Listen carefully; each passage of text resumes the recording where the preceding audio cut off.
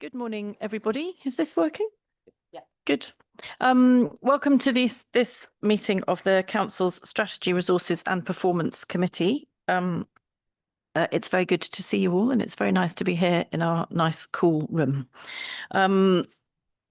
Welcome. The County Council allows filming and photography at its public meetings, so please feel free to take pictures and use social media during the meeting. Can I ask that everyone present turns their mobile phones to silent or vibrate while the meeting is taking place? Please be aware that the meeting is being live streamed and that a recording of the meeting will be available to view on the County Council's website. There is no fire alarm test for today, so if an alarm sounds, I will adjourn the meeting and we will leave via the side doors and use the fire escape next to the kitchen to make our way to the assembly point in the car park. Item 1 on the agenda is the notification of the chair and vice chair, which I think is coming from Michelle. Thank you, Chair. It's a constitutional requirement that we report to Committee Council's decision to appoint Councillor Nessinger as the Chair and Councillor Dupre as the Vice Chair of Strategy, Resources and Performance Committee for the municipal year 2026-27.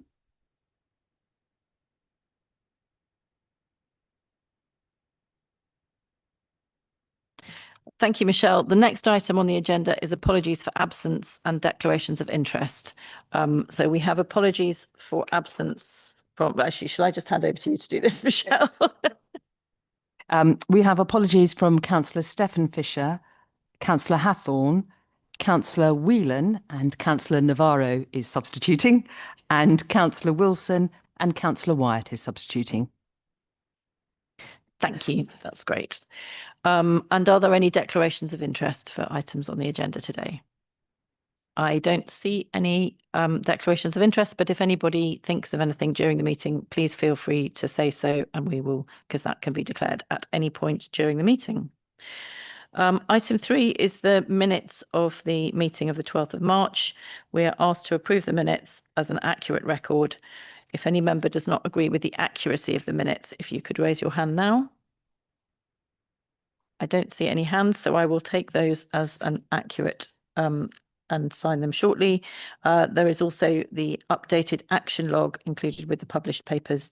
Most of the actions are complete with one ongoing. Item 4 on the agenda is public questions and petitions. We have received, I don't think we've received any public questions or petitions, so that's that one covered. And item 5 on the agenda is the Integrated Finance and Monitoring Report outturn from 2025-26, which will be introduced by Stephen Howarth, I think. Welcome, Stephen. Thank you, Chair, and good morning, everyone.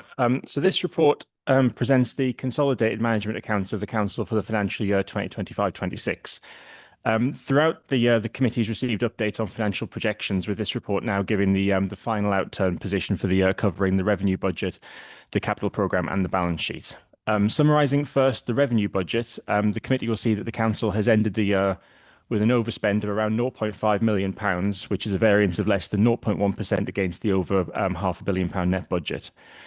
Despite the close to balanced position, there are underlying pressures of over £10 million across children and care placements, homeschool transport and learning disability services, which are set out in the report and will be familiar to members from reports here throughout the year. Given the scale of the budget and those key pressure areas, that close to balanced position represents, I think, a strong financial outcome and reflects the considerable work undertaken across directorates throughout the year to manage spending and deliver mitigations through the year, following an early indication of the significant pressures that we were able to give towards the start of the year. Members will note that compared to forecasts earlier in the year, this outturn position is quite a bit improved, and indeed the chart on page 33 of your pack shows how the forecast has evolved over the course of the year. So just to give a little bit of chronology on that, we began the year, as I said, by projecting pressures on key demand-led services, as mentioned. Those pressures remained with us all year, and indeed the projections were ultimately quite accurate, I think. So certainly from the middle of the year through to the final outturn across those key services I mentioned and other complex demand-led services, the forecast was within 0.3% of the final outturn. So to mitigate those pressures, stronger financial controls were implemented mid-year, which over the course of several months through the late autumn and winter, we were able to control non-essential spending and bring out additional savings and financing mitigations. And we also didn't particularly face winter cost pressures in social care services as we often can do. Late and unclear funding announcements from government also resulted in recognition of funding to further mitigate the position slightly later than would have been ideal in some cases. Some of the mitigations that were used in year were also one-off in nature. So the pressures that were forecast mid-year and then addressed permanently through the business plan for 26-27 and beyond continue to be needed nevertheless. The reduced financial outturn position is good for the council's reserve levels and puts the council in a better position as we enter 26-27 and the risks and challenging period that we face ahead of us. Turning to the dedicated schools grant, the council ended the year with an in-year deficit of £33.7 million, giving a cumulative deficit of £96.5 million. So we recently submitted our local SEND reform plan to government, and we await feedback on that, and that hopefully will unlock funding to deal with up to 90% of the deficit that accumulated up to the end of 25-26. But the exact parameters, timings, and confirmation of that process remain outstanding from government. I will draw members' attention to the estimated £3.4 million in real revenue cost to the council that this deficit has caused us this year through reducing our cash balances, which forces us to borrow earlier and pay interest on that borrowing earlier than we otherwise would have done to fund the capital spend that we've made. So on the capital programme, the council has delivered around £125 million of expenditure during the year against a programme of about £153 million. And with that variance, I would say primarily reflecting normal reprofiling and timing of delivery across quite a large and complex programme rather than any particular area of under-delivery. And in the next item, indeed, members will see a request to carry forward some unspent funding, reflecting that timing differential. Recommendation A before committee deals with capital programme funding and accounting for external funding in lieu of borrowing or vice versa on a temporary basis where appropriate, or and indeed in this case unwinding that process, which is one of our more technical year-end processes, as well as correcting a couple of capital budgets to match external funding levels. Finally, by way of introduction, so to turn to the balance sheet, the report confirms that the final reserve levels for the council for the year were £147 million of revenue reserves and £91 million of capital, including ring-fence grants and contributions that have rolled forward. Recommendation B deals with a number of transfers into and out of reserves as part of year-end processes. Many of these will have been flagged over the course of the year to committee as being within projections before you and are in some cases used as in-year mitigations or in other cases are enabling spend. But we often need to wait until the end of the year to know exactly what amount to recommend for movement. Those reserve movements are set out in a fair bit of detail in the main appendix, and I wouldn't say that any are particularly large to warrant any further commentary right now. So overall, Chair, that's a comprehensive set of information before you, summarising what's been quite an eventful financial year, I think, and within my view, an encouraging outcome reflecting both good and responsive financial control through the year and also accuracy of key projections as well.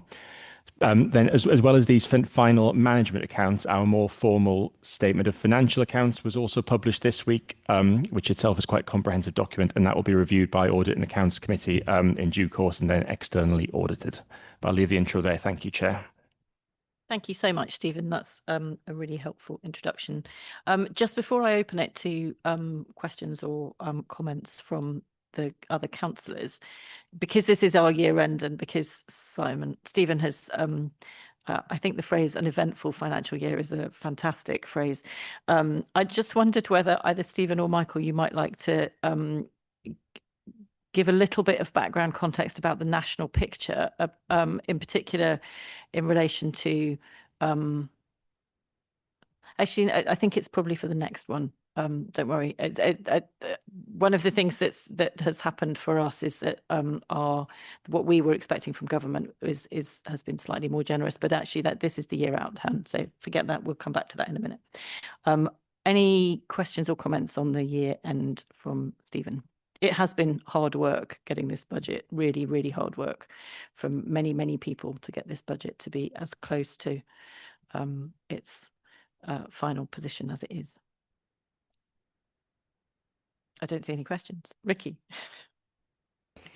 Thank you, Chair. I just want to talk on reserves because the revenue reserves at year end are reported at 147.5 million, including a 26.2 million general reserve. So what I want to know is what's the minimum safe reserve level under the Section 151 officers assessment, and how close are we after these movements? Thank you.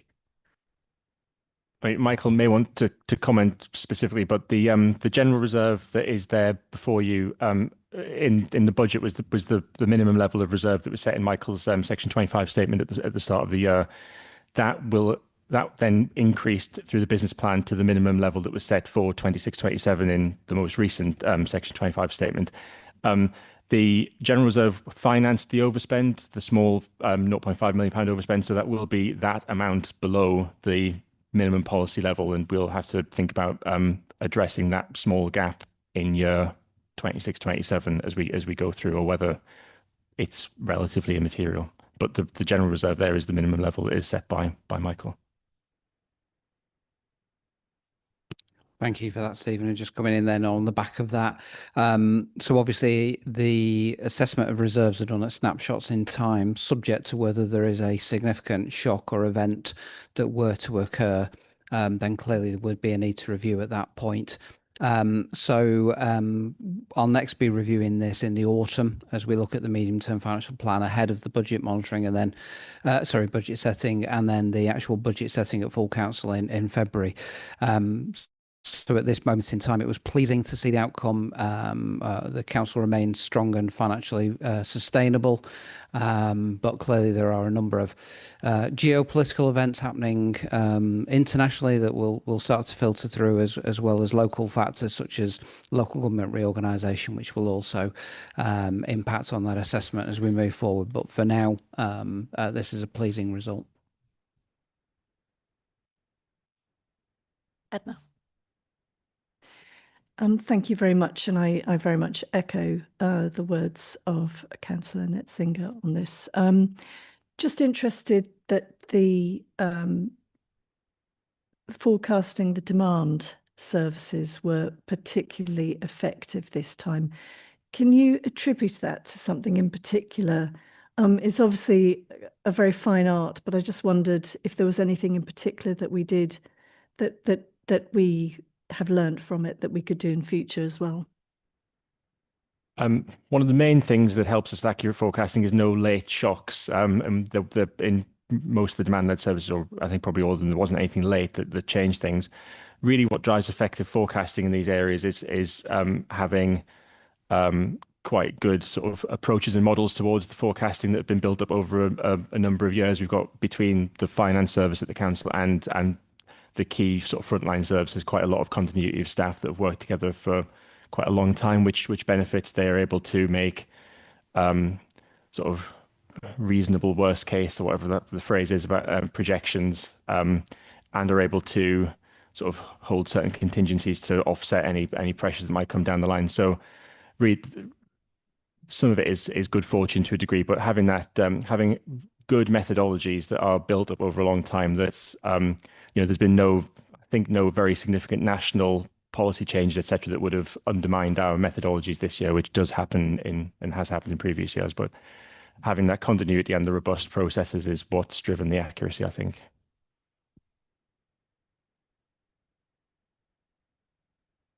Ross. Thank you very much. Thank you, Stephen, as well. Just looking at Appendix 1, line item 26 on Place and Sustainability Directorate. In the commentary, it says that the overspend was due to the implementation of a revised treatment of capitalisation of staff time due to a audit recommendation that we received. Could you just talk us through that? And is that going to have any significant impact on this financial year? If so, what is that likely to be if we're having to treat that differently to how we have previously? Yeah, so I mean, we're always trying to ensure that we're as compliant as possible with regulations of all kinds, and particularly with capitalisation regulations. And as Councillor Martin says, an audit identified that our approach towards capitalising staff time wasn't necessarily fully compliant, relating to the extent to which things like overheads can be charged. So that quite an extensive process was gone through last year that looked at what we were charging to capital and tried to reverse that where it wasn't 100% defensible, and on the flip side tried to ascertain what we were not charging to capital that we could do to offset the pressure. So it was mostly dealt with in last year, offsetting the two items, and that is still the case for 26-27. So the business plan dealt with a small residual pressure, I think less than £500,000 that we expected from that process, but through charging additional stuff to capital that we can do that we weren't, it's offset the pressure of unwinding certain items. Are you happy with that, Ross? Okay, thank you. Ricky. Thank you, Chair. I've just have one more question, and it's regarding this land. So I'm looking here, and the reserve movement includes a £500,000 for this land's MRP risk. What I want to know, is this a one-off accounting provision, or does that point to a continuing deterioration in recoverability? It's a good question. So the answer to that is that this is dealing with an accounting estimate. So as part of the financial accounts that I referenced that were published earlier in the week, we're required to make what's called an expected credit loss assessment, which is quite a technical weighted average process that looks at a lot of scenarios of default on any third party loans that local authorities have, and if that expected credit loss calculation is material, then you are, under current regulations, required to start paying a minimum revenue provision against that loan. At the time of producing the final year-end position, that calculation had not been done. So this provision was put in just to mitigate the risk of that. As it happens, that calculation was done and there was not a material assessment. So the accounts don't include any credit loss adjustment. Nevertheless, that is still subject to external audit. It's subject to review by committee. So that's not necessarily, they're not final accounts yet. So this might still be needed. And also it's an annual process. So in the future year, this might remain to be needed. So there is always a risk with any third party loans that we might be required to begin making an MRP, a minimum revenue provision, which this entry here would fund effectively for this land. Thank you. I just have one supplementary, if that's possible. Obviously, there is an ongoing risk then. So when will members receive like the full this land exposure report showing the loans, security evaluation and the repayment profile? I'll come to Michael on that one. Thank you, Chair. The shareholder subcommittee receives regular reporting on all of those items and carries out the function of the shareholder as delegated from the Asset and Procurement Committee, which is delegated in itself from Council. Thank you. I appreciate that, but we're asked here to approve something, and without seeing the the full picture, it becomes very difficult. If you get my grasp, thank you. I think if you wanted to receive more information on that, it would be, as a member of the committee, as a member of the council, it would be possible for you to do that. You just need to be very mindful of the confidentiality of those papers, given that there are financial issues involved. Is that accurate, Michael? Yes, I mean, obviously the legal and democratic services can advise better than myself in terms of that position, but clearly this is a traded company and lots of commercially sensitive information.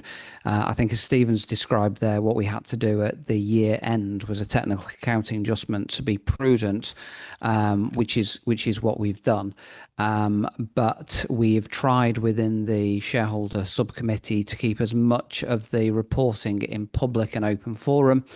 That includes updates around the financial sustainability, security of loans, and the company's position, both in relation to its assets and its going concerns. And the next subcommittee is in just over a week's time, on the 16th of July. So again, members will be able to see an awful lot in the public reports as well as that commercially sensitive information.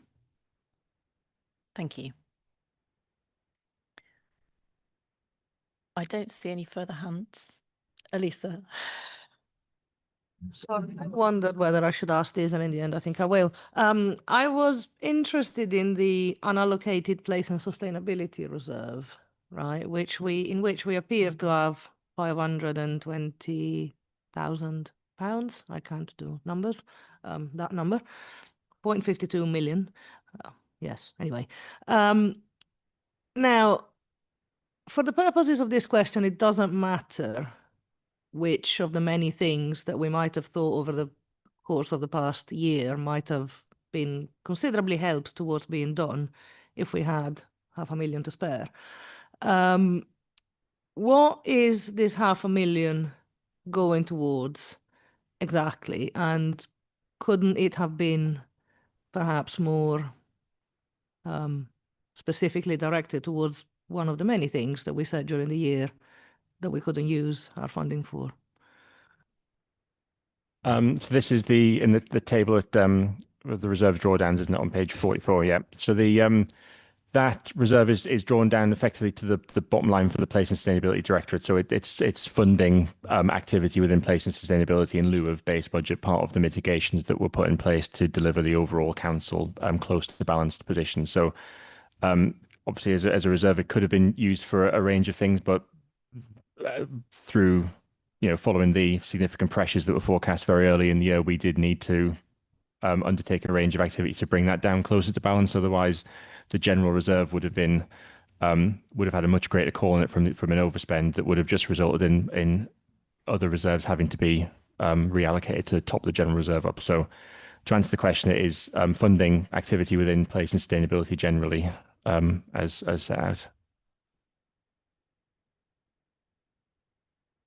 Now, if I can just follow up, I mean, I get it. Like the rationale in general, it makes sense, but it makes sense because it's very, very general. Like when we are told, for example, that we have projects, and I'm trying very carefully not to say which projects I'm thinking about because I know of two things, but every member will know of two things. Where we were told, oh, we're not doing this because, we have 400K in the budget, but the latest estimates are that it's going to cost 1 million. So we don't know where to find the other 500,000, so we're not going to do it. And we're just going to wait until we can find the 500,000. So there is a 500,000 here, but it's just going in the pot and it's not being used in a way that makes a tangible difference, in my opinion. So it's not going to make any difference to anything, but I just don't like it. I'm reasonably certain that if you want more information in detail about what has happened with that, then it can be made available. And I am aware that, I mean, there have been huge pressures this year in some parts of the budget, and there has been a need to move things around. Again, I don't see any more questions. So in which case, thank you very much, Stephen, for the report. In particular, I really do want to thank members of staff across the council at all levels for the phenomenal amount of work that went on, particularly during the autumn and winter, in order to make it so that the overspends in some areas, and that was particularly in children's services and learning disability in those areas, was able to be mitigated and from other areas in the council. And I know that an absolutely enormous amount of work went on across many teams in order to make that happen. Some of those were in children's services where I think that the cost control improved considerably, but it was also right across the council. So if we can just note our gratitude for that, because it will mean that the coming year is a lot less difficult than it would otherwise have been. So thank you to everyone involved. Thank you, Stephen. I haven't heard anyone speaking against the report. I'm just wondering whether, yes, we want to approve this. So if all of those in favour of approving this could indicate now, please, I would be very grateful. Karen, could you vote? Thank you very much. I think that's unanimous. Thank you very much, everybody. And we will move on to item 6, which is also still Stephen, who's still sitting there. Thank you very much, which is this year's Integrated Finance and Monitoring Report for period 2. Thank you, Stephen. Thank you, Chair. Yeah, so continuing on from the previous report, this item presents now the first consolidated management accounts for 2026-27. Yep, the financial year is right. Yep, so as a period 2. It's obviously a very early set of figures for the committee to consider, as usual, but it's an important early indication of where we expect the pressure areas to be. And as mentioned in the previous item, that was helpful last year, and also sets out what mitigations we currently expect to be in place for the year. And as committee will see, this first report of the year also deals with quite a large number of recommendations following several annual processes. So this makes it one of the busier reports, one of the busier finance reports that the committee deals with. Chair, you mentioned in the last item that this is in the context of having set a balanced budget for 26-27 that was made possible through, amongst other things, a very helpful increase in the local government financial settlement for Cambridgeshire, really resulting from several years of campaigning to make sure that the drivers of national funding reflected real need and real population estimates, which has, as expected, benefited Cambridgeshire. Summarising the revenue forecasts first at period 2. So at this very early stage, we're forecasting a £2.7 million or 0.4% overspend for the year.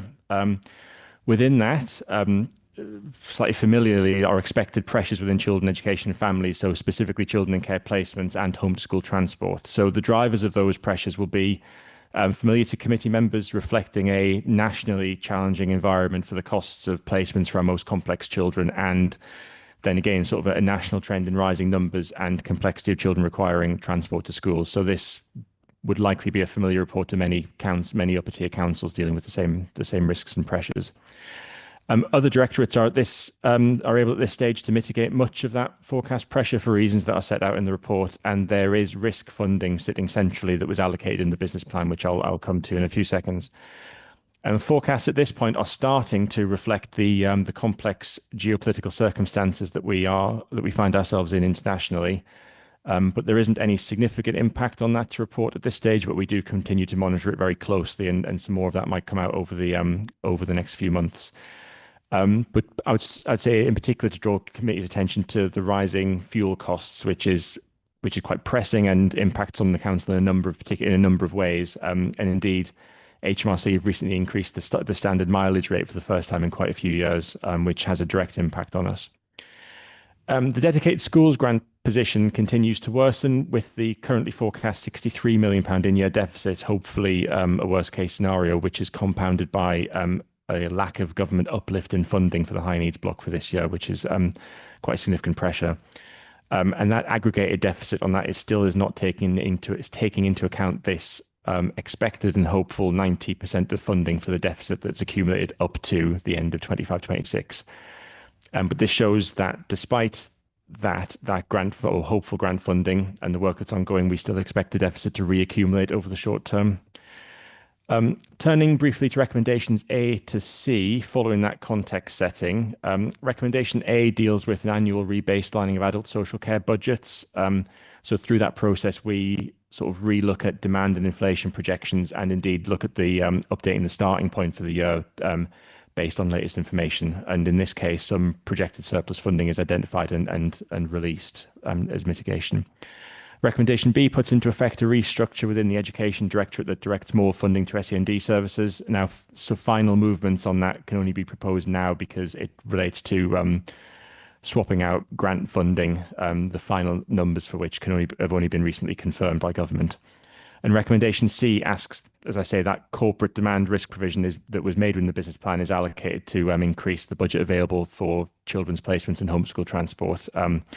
Unlike last year, when there was a greater blend of pressures across the council and that pot was reported centrally, with the concentration in one directorate this year, I think it's appropriate to match off the risk funding with where the risks actually sit.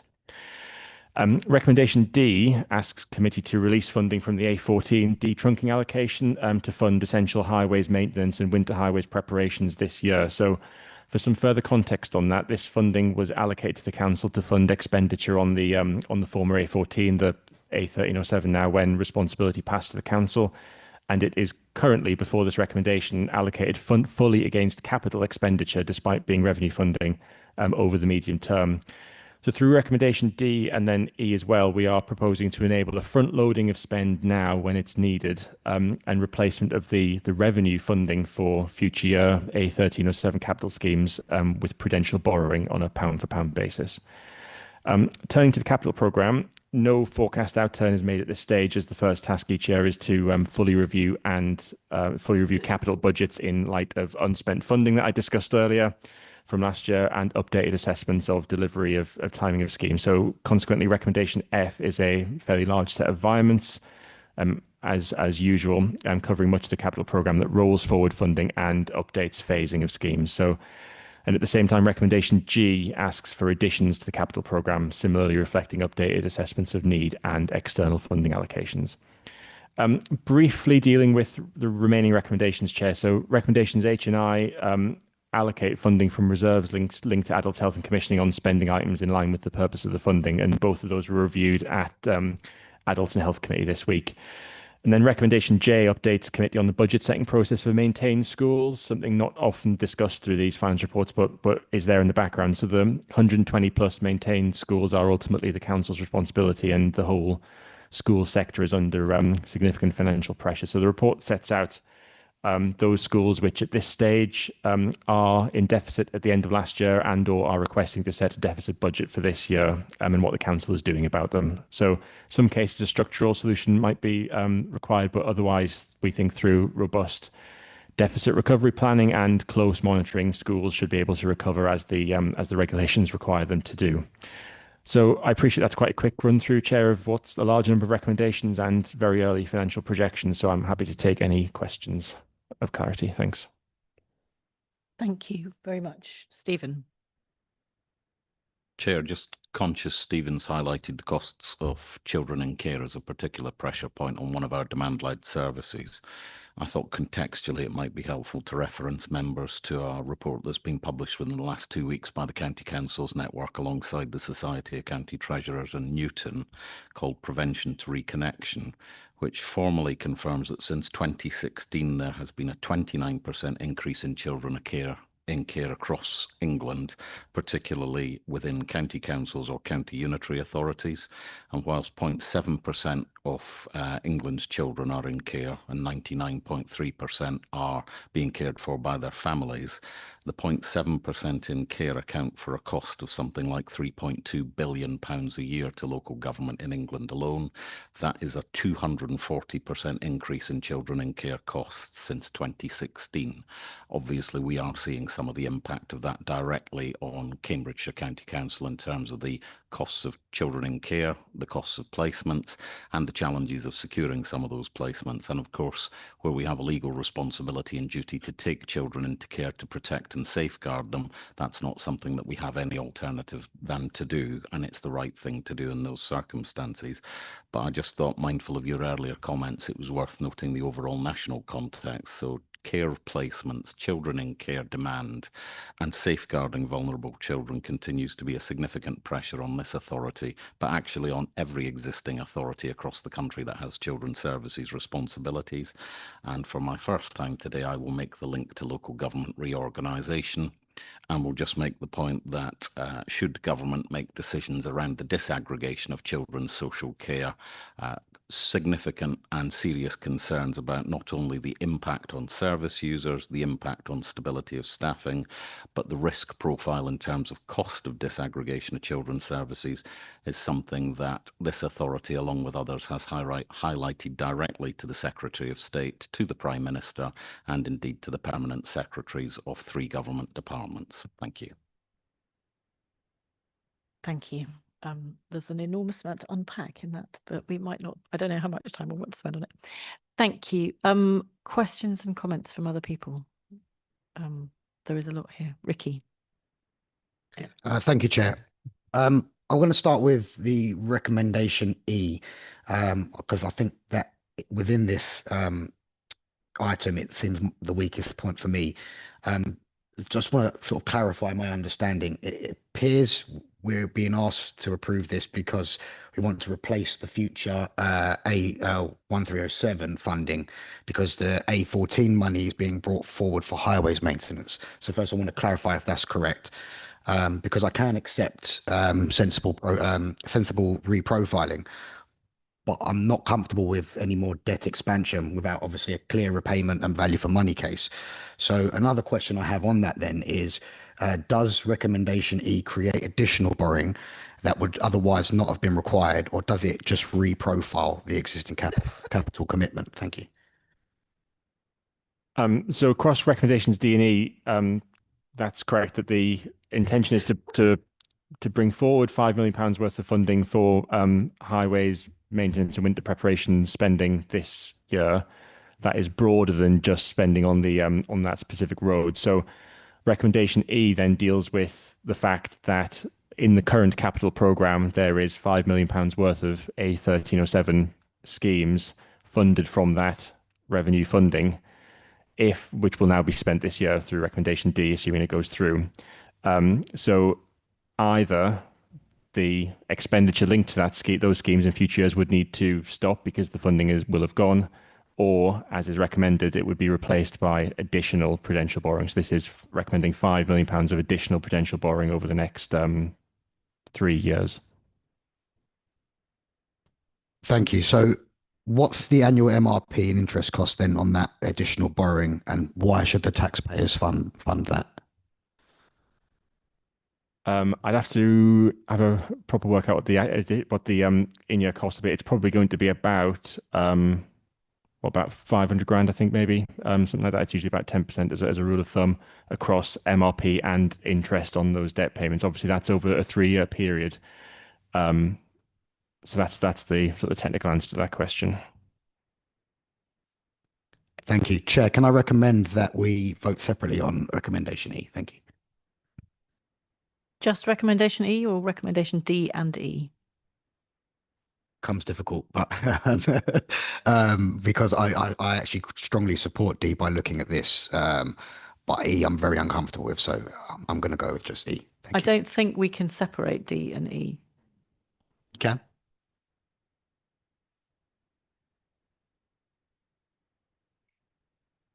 Can I have an Okay. explanation as to why we can't separate D and E? Back to the finance team, but I think that they are linked in terms of the way in which the financing is being done. It would effectively result in there being capital budgets in the capital program over the next few years that then doesn't have any funding allocated to it. Obviously, this is relating to, I think, future years. So there is an opportunity to then go on and correct that, I would say, but it would leave dangling unfunded capital budgets. Alex. Thank you. Yeah, I think that would be slightly problematic. I mean, I think we all know the highways needs funding to improve it. And I think we all know that government is not giving enough money. And the deficit every year is quite stark. We've obviously seen the government promise more funding, but actually their own funding formula show that that's not enough. So this council is left in the very difficult position of either having to borrow to, bridge that gap and actually keep up with the state of our highways, or have them continue in a state of managed decline as they were previously under previous administrations. And I, for one, would not support keeping our highways in managed decline. If you were to not reallocate the money, essentially you would end up having to cancel road improvement programs to do that. So you would end up with us being back in managed decline. So if you were to vote for D without E, it would essentially be voting to put our network back into managed decline. So while you could do that, it would be a big cut in the amount of money being spent on our roads and improving our roads. So for me, I think those two end up having to be linked together, because otherwise you end up having to vote to cancel capital projects and highways improvement projects. So I think that's why they come together. But I'll make some comments later on about why I think we should be doing this as well. I think I'm not comfortable taking one of those separately from the other. I mean, I think that they are, this is a finance paper where the finances balance. If you take one bit and you don't do the other bit, you make it unbalanced. So I think we'll take those two together. We can take a separate vote on those two together, but I'm not comfortable on taking them separately. Any other questions? There's lots of other stuff in it. Ross. Thank you very much, Lucy. Just a question on the LGR reserve, which currently has just under £5 million in. I just want to make sure, how are we ensuring that that money is only going to be spent on what is required to be done for LGR and not sucked up by business as usual, because much of what happens in the council is going to be affected by LGR. It's going to be impacted by LGR. How are we going to ensure that that money is actually spent on when LGR comes around, and the work that's required and the capacity that will be needed to be able to go through LGR, rather than being used elsewhere because the money may be better suited elsewhere, but it's needed more for LGR. I might pass over to colleagues who may want to comment on some of the governance that's in place around our approach to LGR. But just to say, firstly, there is extensive governance around what we would recommend to be charged against this funding, and then, notwithstanding a small delegation that exists already to the chief executive to draw down a portion of this funding. At the moment, this would be subject to drawdown decisions by the committee as well. So there'd be extensive reporting back, I imagine, regularly through these reports throughout the year about what we are wanting the funding to be drawn down for. But I'll let colleagues come in if they would like to.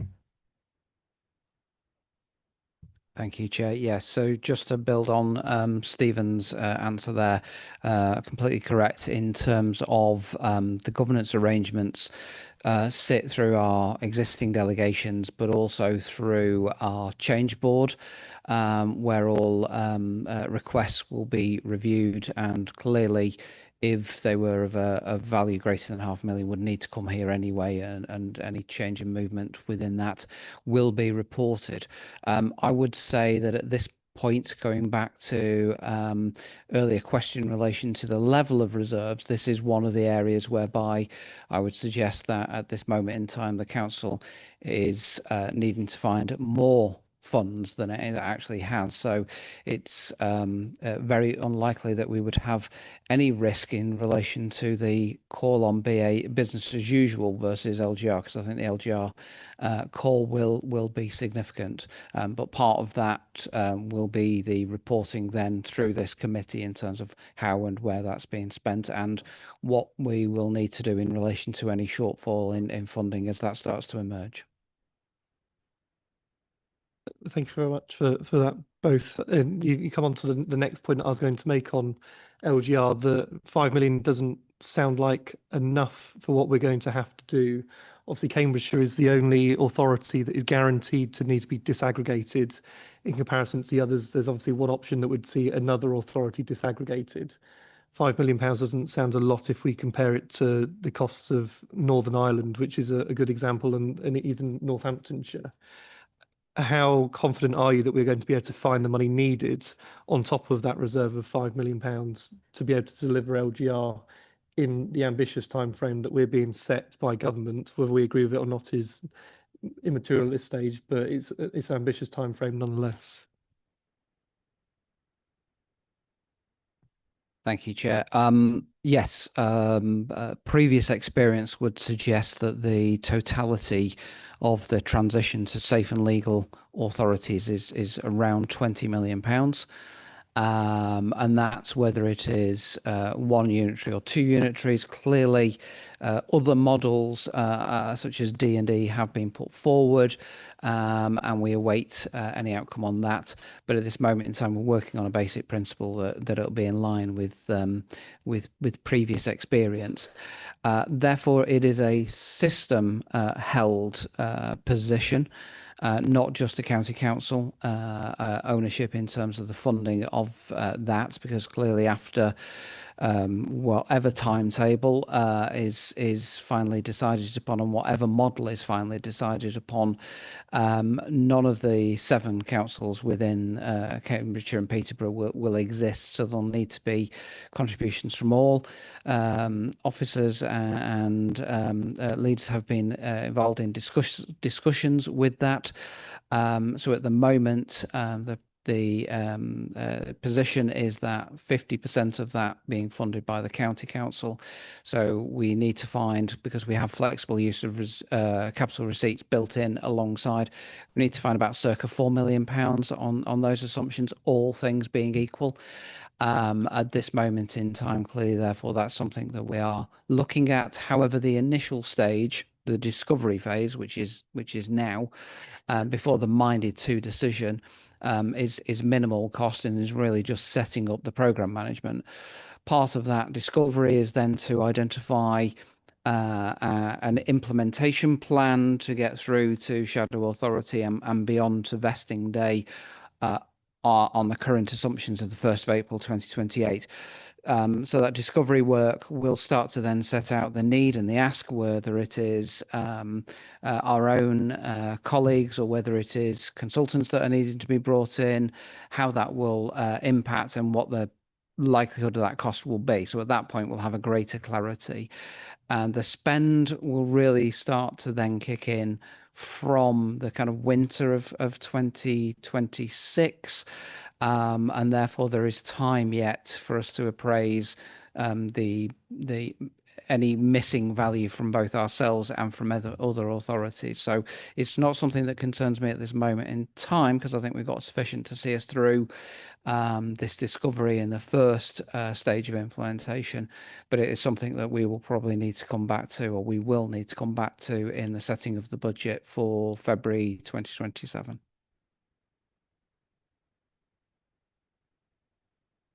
Thank you, Chair, and thank you to Councillor Martin for the earlier question and the follow-up.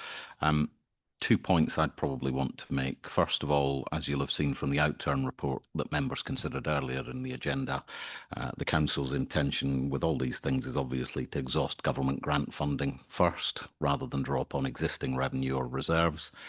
In the case of last year, this council spent the grand total of £97,000 directly in terms of LGR related costs.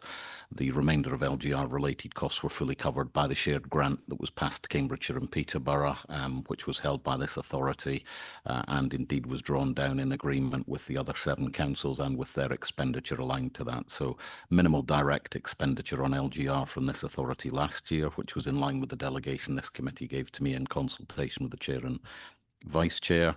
I think the other point I would just want to clarify is Councillor Martin's absolutely right that in the current 4 proposals submitted and being considered by government, the County Council is disaggregated in any of those 4 options. There is one option that would require the disaggregation potentially of a district council, but of course none of the existing councils will remain following LGR. They are all replaced by brand new authorities, whether 2 or 3, or dare I say worse yet, if we receive a modified proposal from government, we could find ourselves with even more disaggregation complications. And that point around what is now being described in part as double disaggregation, where you're doing county and district disaggregation at the same time, is again another thing that's been directly escalated as a risk to the Permanent Secretary of MHCLG, to the local government finance team in MHCLG, because of course that will require them to recalibrate future funding formulas and allocations quite significantly, and as yet we have not seen a model that would support that from government. Thank you. Thank you. Joy. Any other questions on the current proposals or the current paper? Elisa. 2 comments and a question on recommendations D&E, which, by the way, I have no problem with.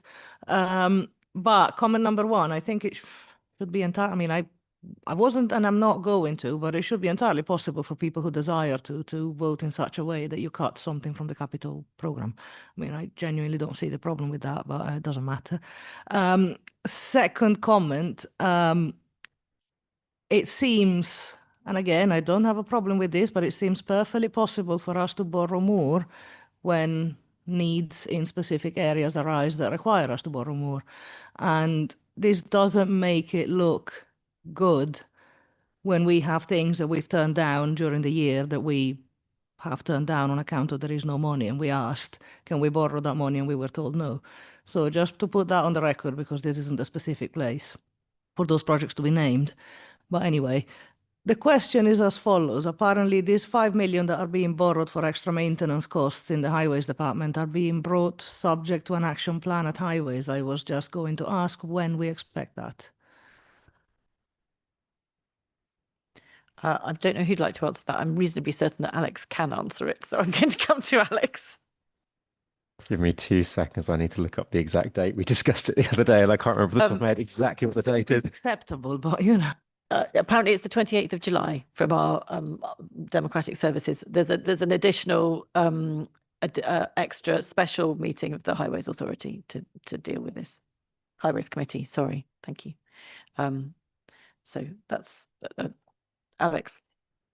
Yes, that is indeed correct. Can I come in now on the point in general that I do want to really welcome this drawdown of funding to be able to do this. I think there is no doubt that there is opportunity cost with things, and with highways in particular, often actually bringing forwards work earlier saves you money later. Preventative treatment is always far more efficient than reactive treatment.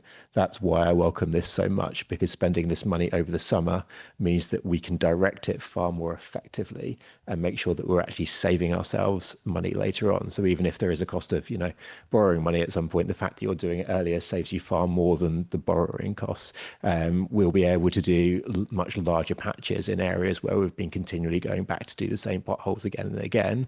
That will then end up saving us money by not having to go back to the same area. We'll be able to do far more crack sealing. So that sealing, small items of deterioration that will turn into potholes, we can get to them beforehand and make sure that they don't become potholes. So not only is it going to be great for our residents seeing, hopefully, less potholes, although across the entire country we've seen so many potholes this year, but it will also actually help save the council money and allow it to be more efficient, because the more you can do in one area at once without having to go back in an emergency case, the better. So I really do thank the council for bringing this forwards, and I hope that we will approve it today, because I think it really will make a really big difference for our residents and help demonstrate, our commitment to improving the highways and leaving them in a better state, despite all of the challenges that are going on around the country at the moment around highway maintenance, and despite the fact that every county is struggling so much with the inherited backlogs that we all have of highway maintenance. This will make a really big difference. So I really hope the committee approves it today, and I really welcome it and thank others for making this possible. Thank you. I'm going to come to Mark, and then I'll come back to you, Ricky. I was going to move on if I can. Yeah, thank you. Picking up on what Alex said, and I completely agree with him that a stitch in time does save 9. I'm a little bit perturbed that we're not seeing any additional funding in here for EHCP and those kind of works within CYP module. I think we're, in some circumstances, I think we're shuffling chairs on the deck of the Titanic here, because we invested £750,000 additional last autumn into CYP, and we saw a couple of percentage increase, or a few percentage increase, in the EHCP performance, but we're still not achieving 20% success rate in the 20-week return on EHCPs. And what this results in is our primary schools in the main, but also our secondary schools, using their own budgets to fund SEND and then trying to get some money back at some point. Now, there has been changes with the latest white paper, I agree, and they didn't go far enough, as most things from government don't. But I just worry about this, because we've got 80% of our kids, more than 80% of our children that are facing EHCP are being failed at this moment in time, and I see nothing in here that's going to correct that, right? And let's just extrapolate that out. These are the children that are most likely to need school transport costs, right? These are the children that are most likely to need additional funding and help, right? So there's an implicit cost implication of these not getting their EHCPs on time. And I just think we've got to wake up as a council and face this, that we are failing the people of Cambridgeshire with these special needs. We've got to do more. And with the greatest respect, I keep raising this. I've got meetings later today to try and raise this, and it seems to me as if it's okay. Now, I'll ask you a question, right? If we could recognise that £500,000 going into highways is going to make a big difference to highways, and Alex has put a very good case up to say that that is the case, and I believe that that's the case. How much of a difference would £500,000 make going into £5 million make going into the children's world to fix EHCPs and the situations we're in there? And I'll put it to you that our attainment rate, we set a national target of 46%. We lowered it to 20% so that we felt better about what we weren't attaining. We've attained 20% 1 month since we set the 20% goal. Just 1 month. And by the way, that wasn't last month. They were gone down again, right? And the thing about it is, a neighbouring council of ours, Lincolnshire, are attaining 95%. What's going on? Now, all I'm asking for is, we're at the second highest level of committee here, looking at costs. They're facts, Lucy. I can prove the facts, right? I just don't understand how we're not. I just goes back to my earlier report. We're shuffling deck chairs here. Has Alex done a really, really good job of shouting enough for highways? And I think he has, right? As opposed to as Edna not shouted enough for children's and therefore not getting the budget support. Come on, where are we at? So I'm going to come to Stephen, who I think is going to reply on that. I can absolutely promise you that Edna is shouting a great deal about children's services, if that's in any way reassuring.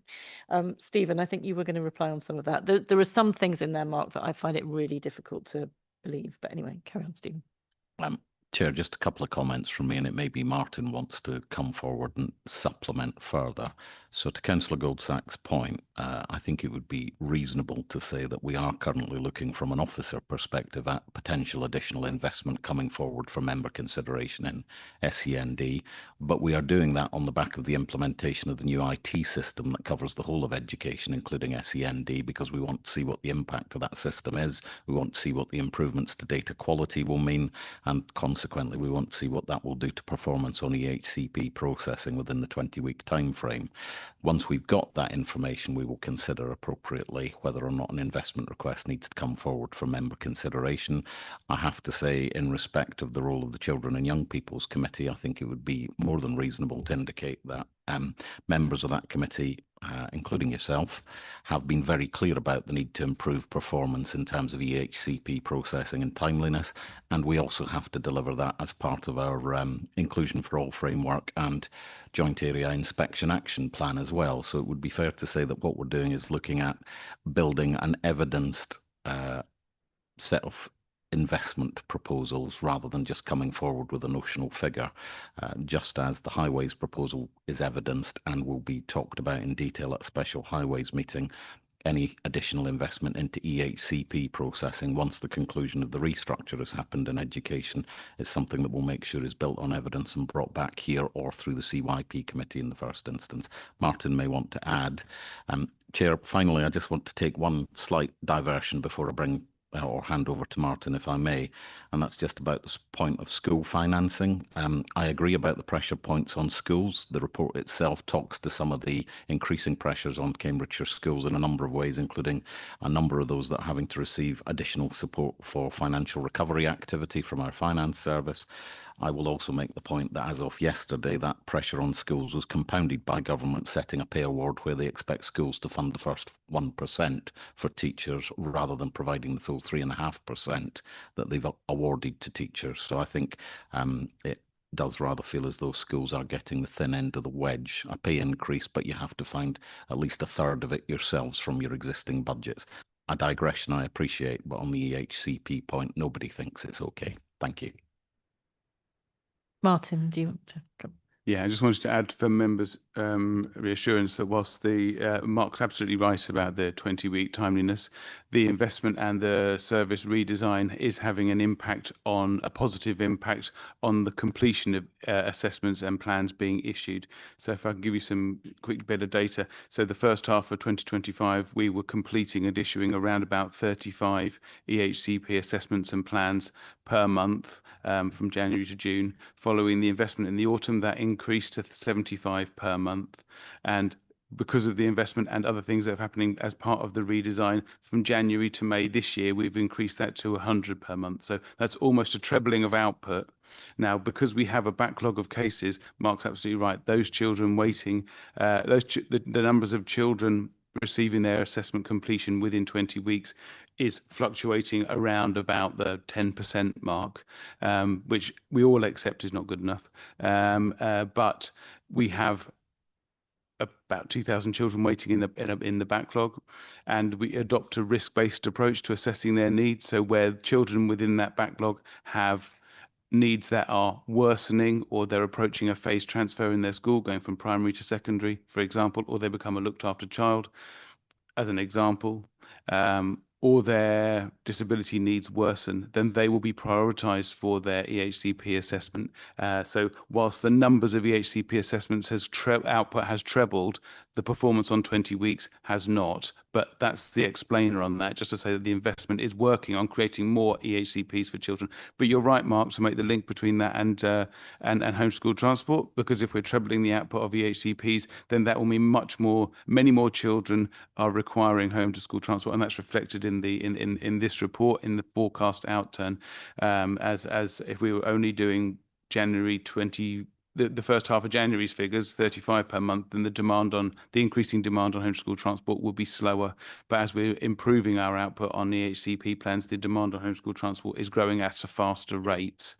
Regarding the schools, we have worked with finance colleagues and the Department of Education to look at a pilot to support schools where they have children who are in the waiting list for their assessments to be completed. So they will get some additional relief, some additional top up to support the children that have additional needs that have not had their assessment completed yet.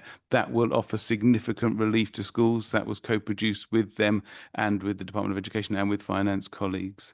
Finally, the submission of our SEND reform plan, which is the key to accessing significant grant funding. We submitted on time and successfully. Our report was reviewed on 2 occasions by Department of Education SEND and SEND finance advisors.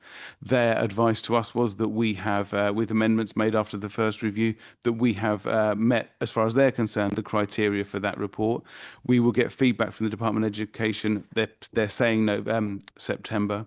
And if we do, then that unlocks a significant grant, not just in the SEND stability grant, which was referenced earlier about the 90% of our DSG overspend, but actually things that will really have a direct impact on children, such as the Experts at Hand grant, and the schools will be able to access a separate capital pot. I think it was 2.7 billion, so they can create additional SEND spaces in their schools. So the key to ongoing improvement is not just investment within the council, it is also making sure that our reform plan is approved by the Department of Education, and then we can unlock a series of other funds which should improve things for children. Can I come back? Thank you, and thank you very much, both of you, for the answers there. And I think we're violently agreeing, if I'm really honest, with where we're at. But 2 questions that come out of responses to you, Stephen. Timescales on the report, on the waiting for the IT improvements. There was no mention of that, so I'd be interested to know what we're looking at here. Are we looking at a month, 6 months, a year? What are we looking at? And to you, Martin, on the second side of things, it's not just the initial EHCP assessment that we're failing to attain anything like acceptability on. The knock-on effect of that now is the reviews that happen at year 6 to going into year 7, where they're moving from a primary environment, which is completely an alien move, especially to somebody with an EHCP situation, going into a secondary school situation where they suddenly move from class to class, pillar to pillar, carrying. I was one of those kids that carried a book with carried a bag with every book in it. You know, I was talking to a headmaster last week, and he says the first 6 months is absolutely hilarious. What he interestingly shared with me, he said it's worse for teachers, which I thought was quite amusing. So I'd be interested to know what our attainment. We don't seem to be measuring what our attainment level is on the reviews. So those 2 questions are quite pertinent to the points I was making.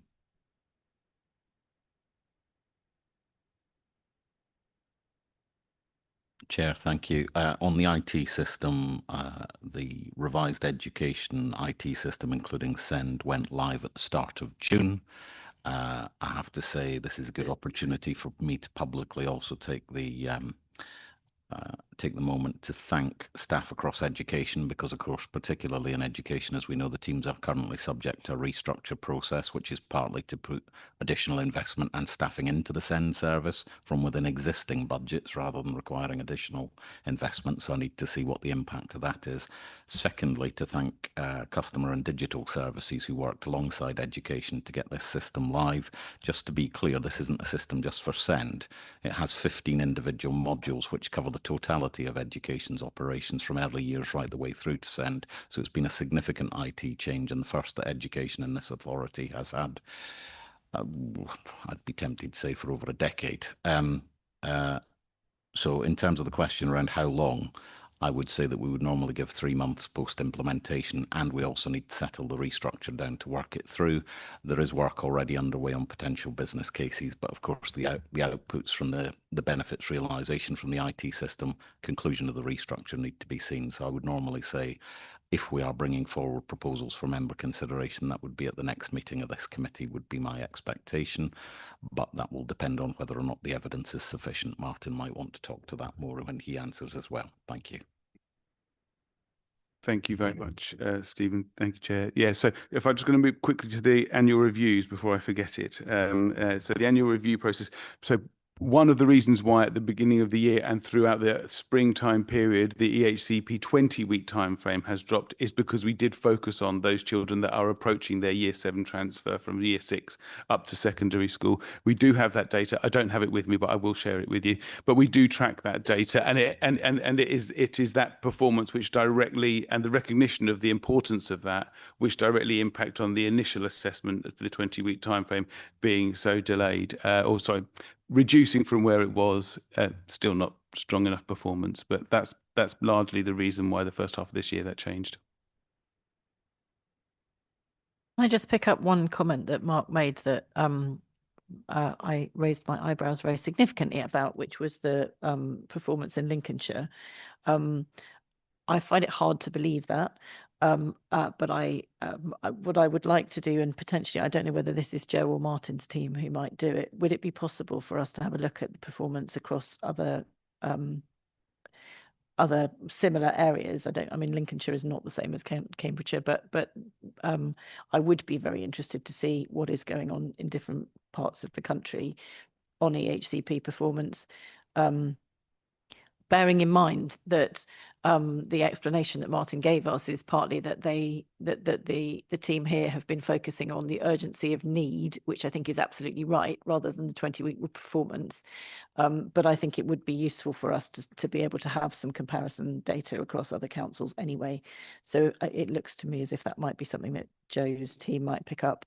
So if you could get a briefing note for that, which I'm sure that Mark and Edna and I would all want to have. I suspect that the whole committee might, but that would be very kind. Thank you. Thank you, Mark. That was an important discussion. Ricky.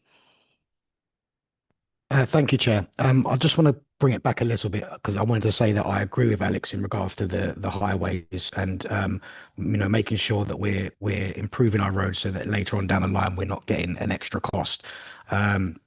I fully agree with that, and I also have to say I agree with Councillor Goldsack. I think it's appalling that we're able to find money in one area, but we're not able to find money in another area while we've got children waiting.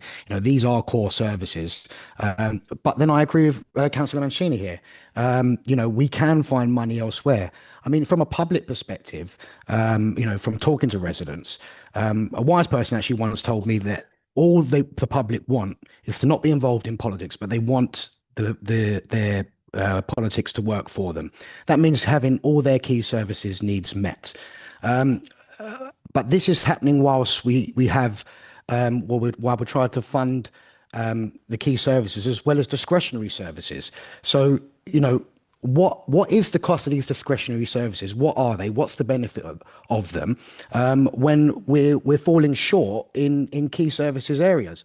Surely, I mean, the public, I would assume, would see that that they want their key services funded first and then have the niceties once we're able to stop managed decline. So my question would be, what are we funding that's not necessary?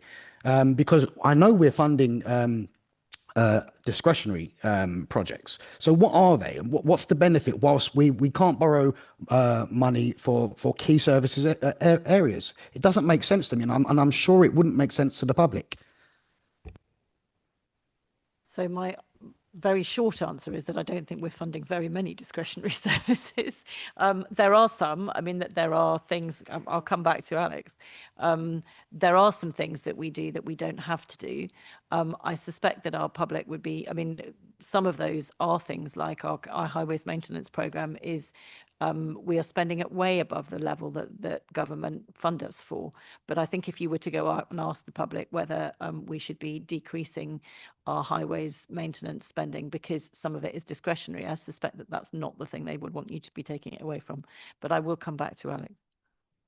Thank you. Yes, I mean, the highways spending is madness that the amount that we're putting is discretionary when, as you probably point out, Ricky, that to the public, I don't believe that that does feel discretionary. I think they believe that that is what is required to maintain the highways in a good state. One thing I would say, though, is it's important to say, make a difference between what's kind of discretionary from a council perspective versus what's then ring fenced from government as to what you should do it for. So within highways, we're often attacked on the fact that we spend money on, active travel routes, cycling, and people say, why are you spending this money on a cycling route when you could be spending it on highway maintenance? Well, most of the time that money's come from Active Travel England that then is ring fenced for active travel projects.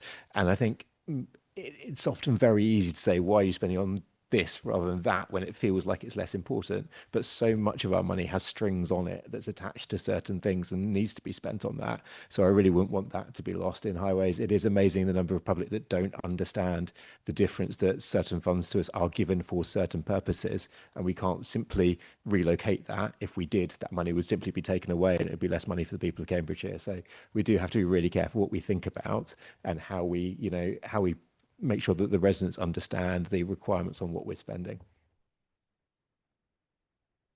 Ricky. Sorry, I understand what you're saying. Yes, there is avenues of funding that are ring fenced, etc. But there is discretionary funds that are not ring fenced that could be spent. I mean, just a quick example. I mean, if you look through a lot of the documentation and the say corporate plan, for instance. Net zero is woven through everything into contracts. Now, these are hidden costs. What are these costs? They don't need to be there. I don't think the public has a clear enough picture of what you're spending, and have it broken down enough so that they can actually see that, okay, you are giving the best use of taxpayers' money. They just can't see that. That's what I constantly get from residents, that they just can't see. They think that you're spending money on discretionary projects whilst their core services are crumbling around them. So make it clear for them. Explain exactly what these hidden costs are.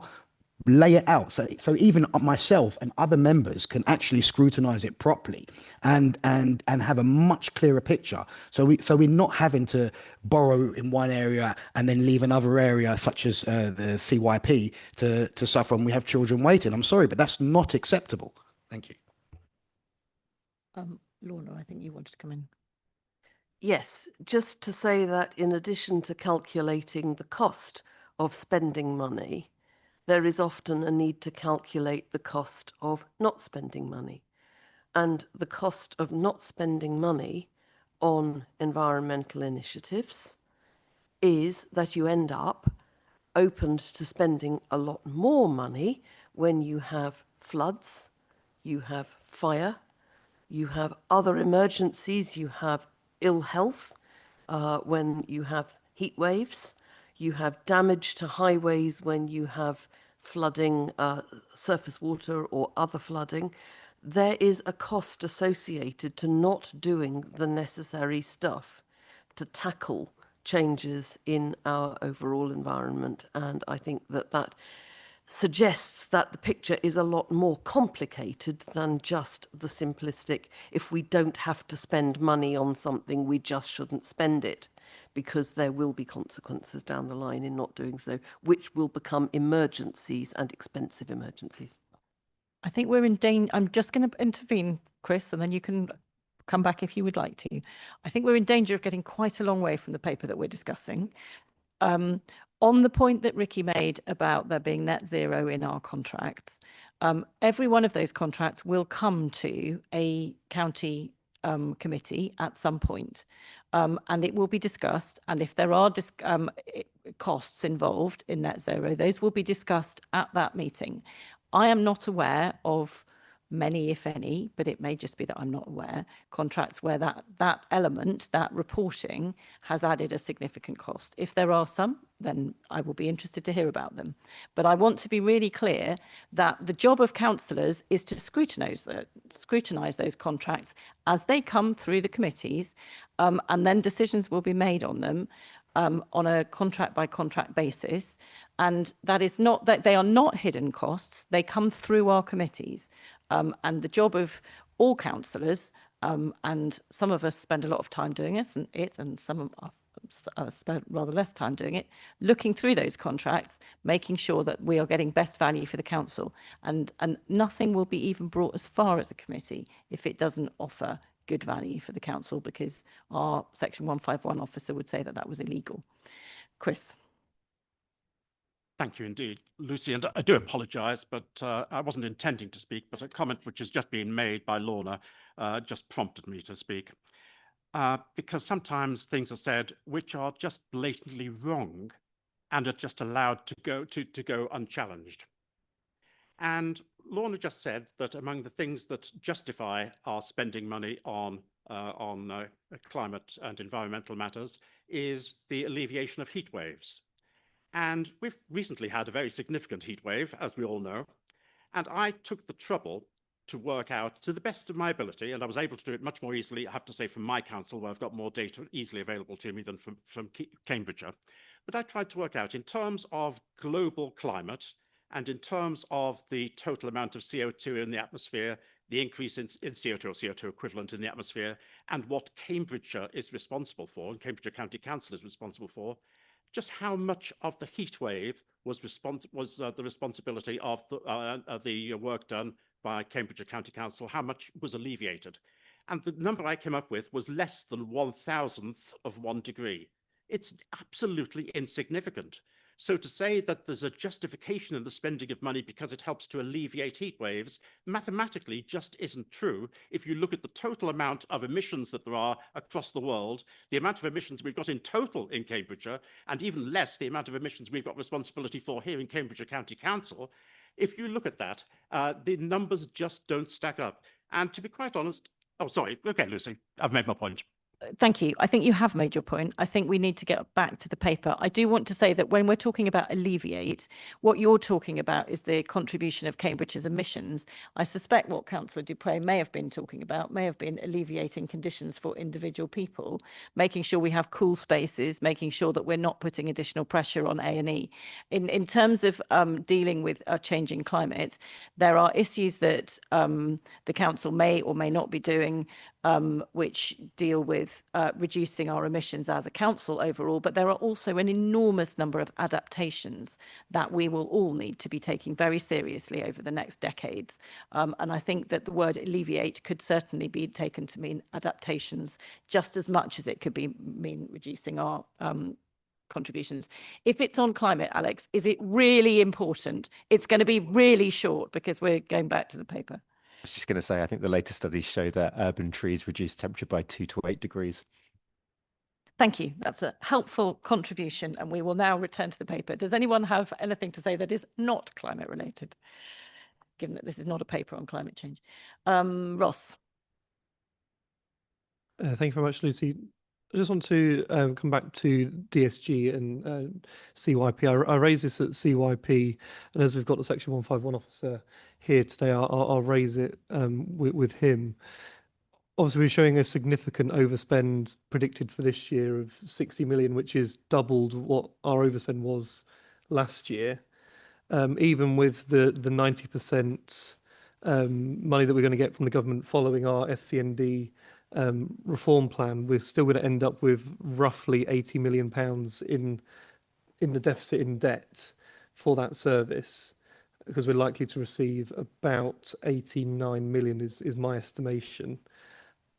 I remember a couple of meetings ago, we had this same conversation. At what point should we be concerned about the level of debt that we're holding, considering the override is likely to end at some stage? We obviously hope that it's going to continue, and we hope that the government are going to bail us out and give us some extra money. We can't work off hope.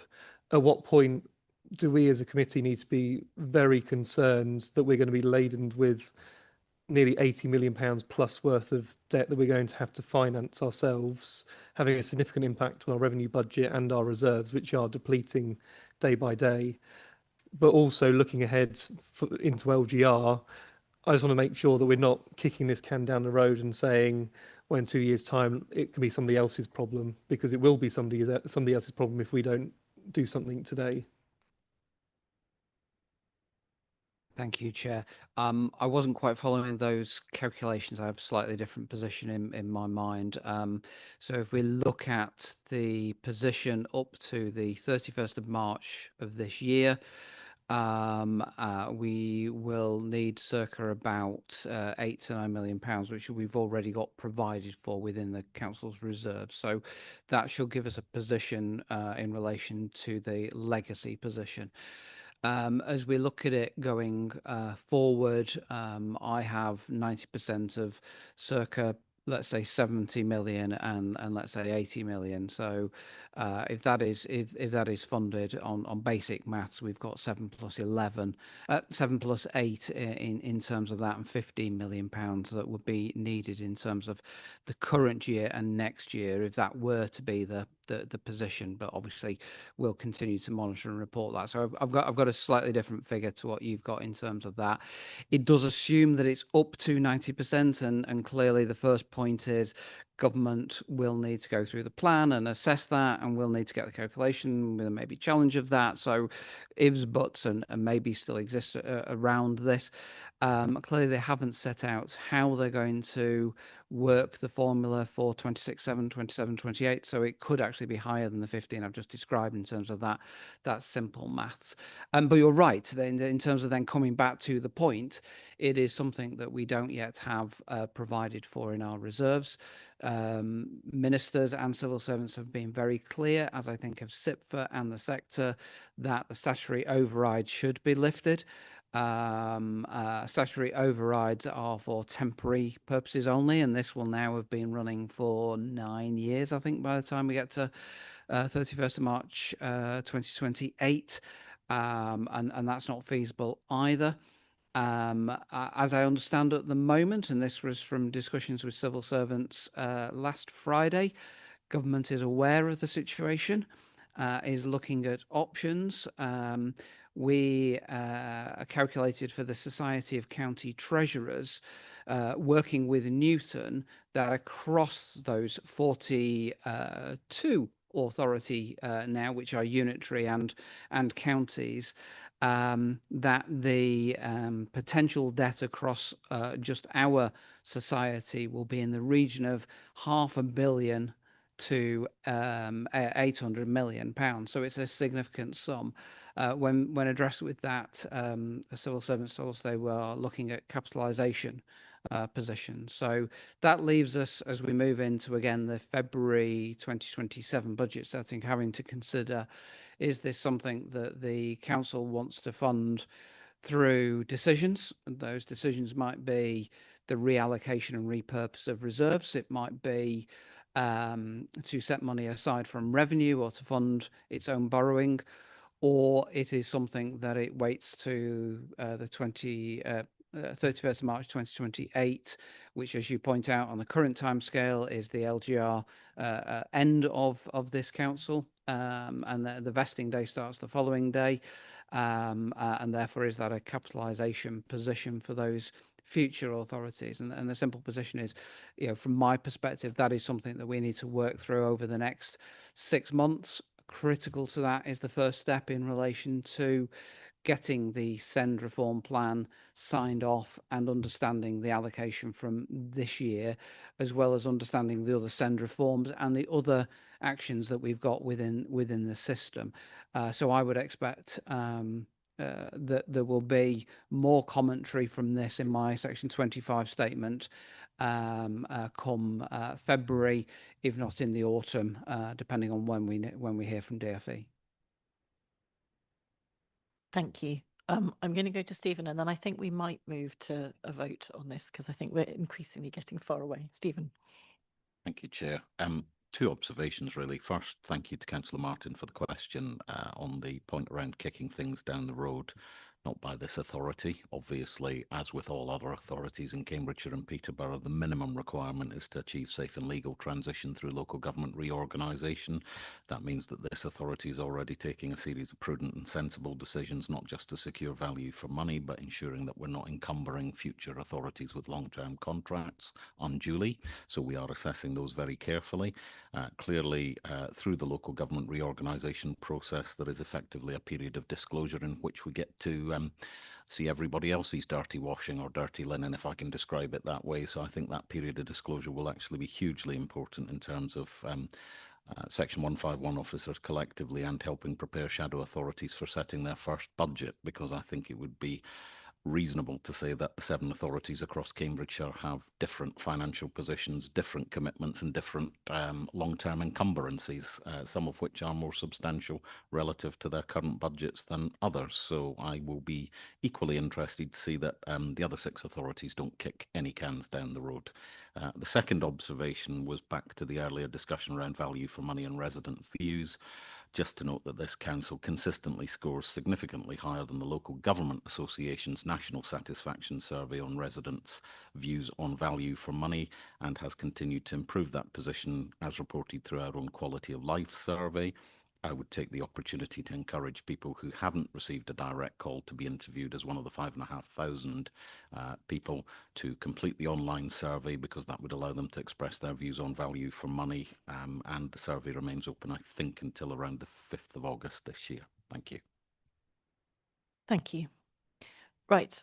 That's been an interesting discussion, and some of it has been about the paper in front of us.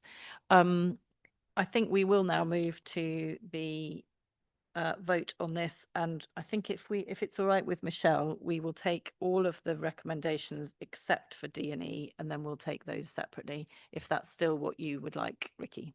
Fine. So if I could see members vote on recommendations A, B, C, F, G, H, I, and J. First of all, please, if all those in favour could indicate. And that's unanimous. Thank you very much. And now if I could see a vote on recommendations D and E, please. Thank you. And any against? And any abstentions? 1 abstention. Thank you very much. And thank you very much, Stephen, for your patience with that one. We will now move on to item 7, which is the annual risk report, and we have Mairead. And also thank you, Martin, for your comments and help with some of those questions. It's very helpful. When you're ready, Mairead. Thank you, Chair.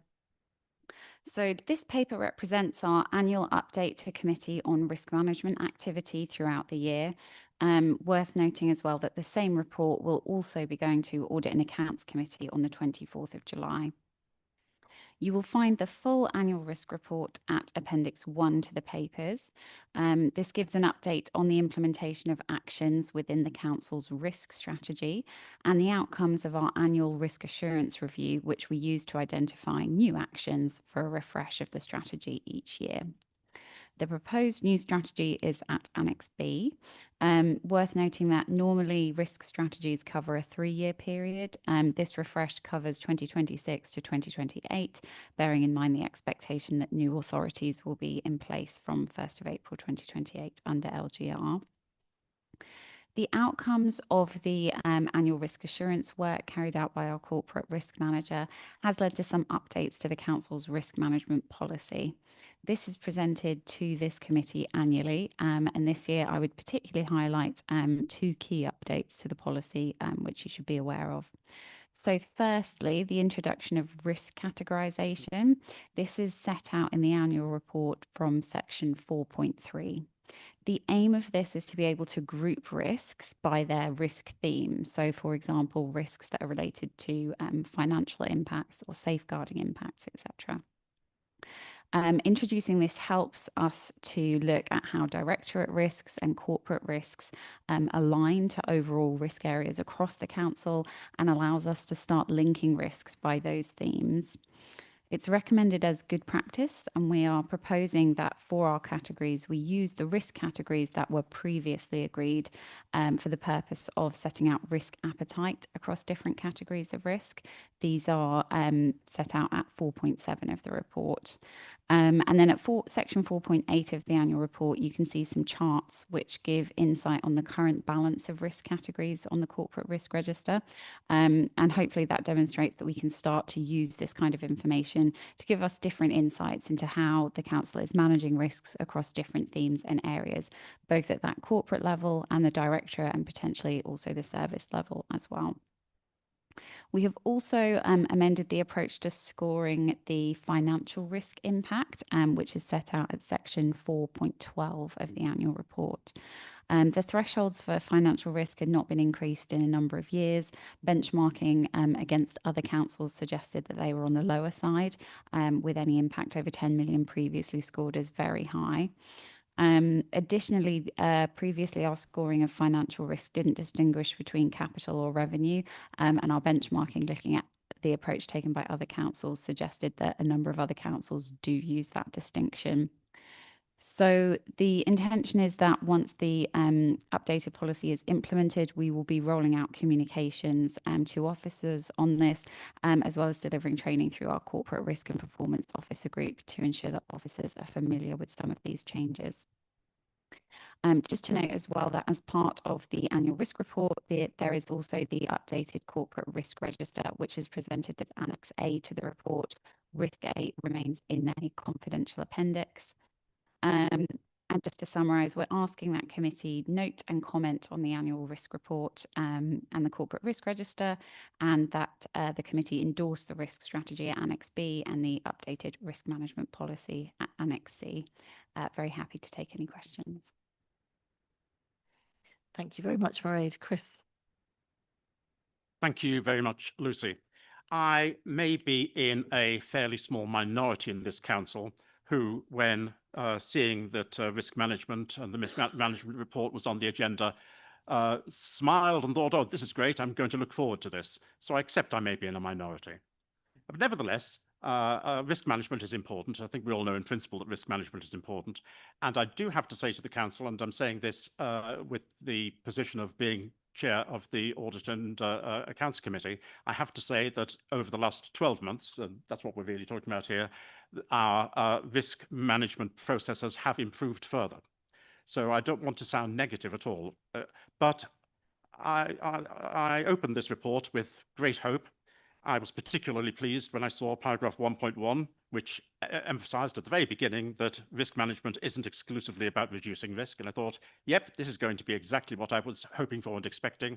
And then I was very disappointed by the time I'd only got to paragraph 1.2, which said that our risk management processes aim to manage risk in a proportionate manner relative to the severity of the risk.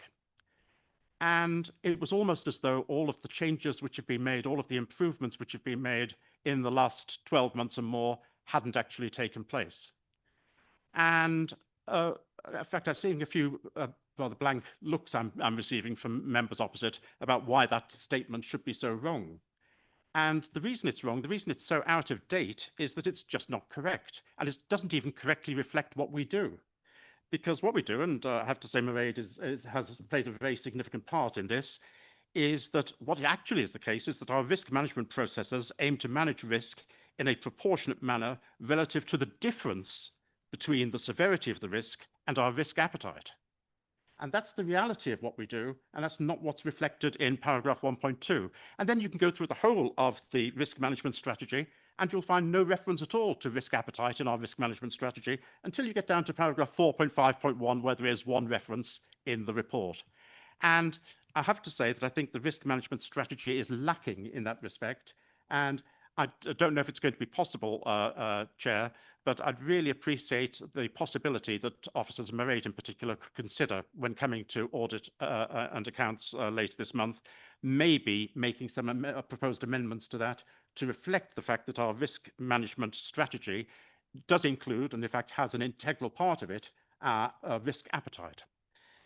Now, if we look at Appendix C, the risk management policy, we see somewhat more about risk appetite in that. But even so, it's still rather lacking. If you go to Appendix D, we do have the risk appetite statements table, and it does still significantly lack granularity, it has to be said.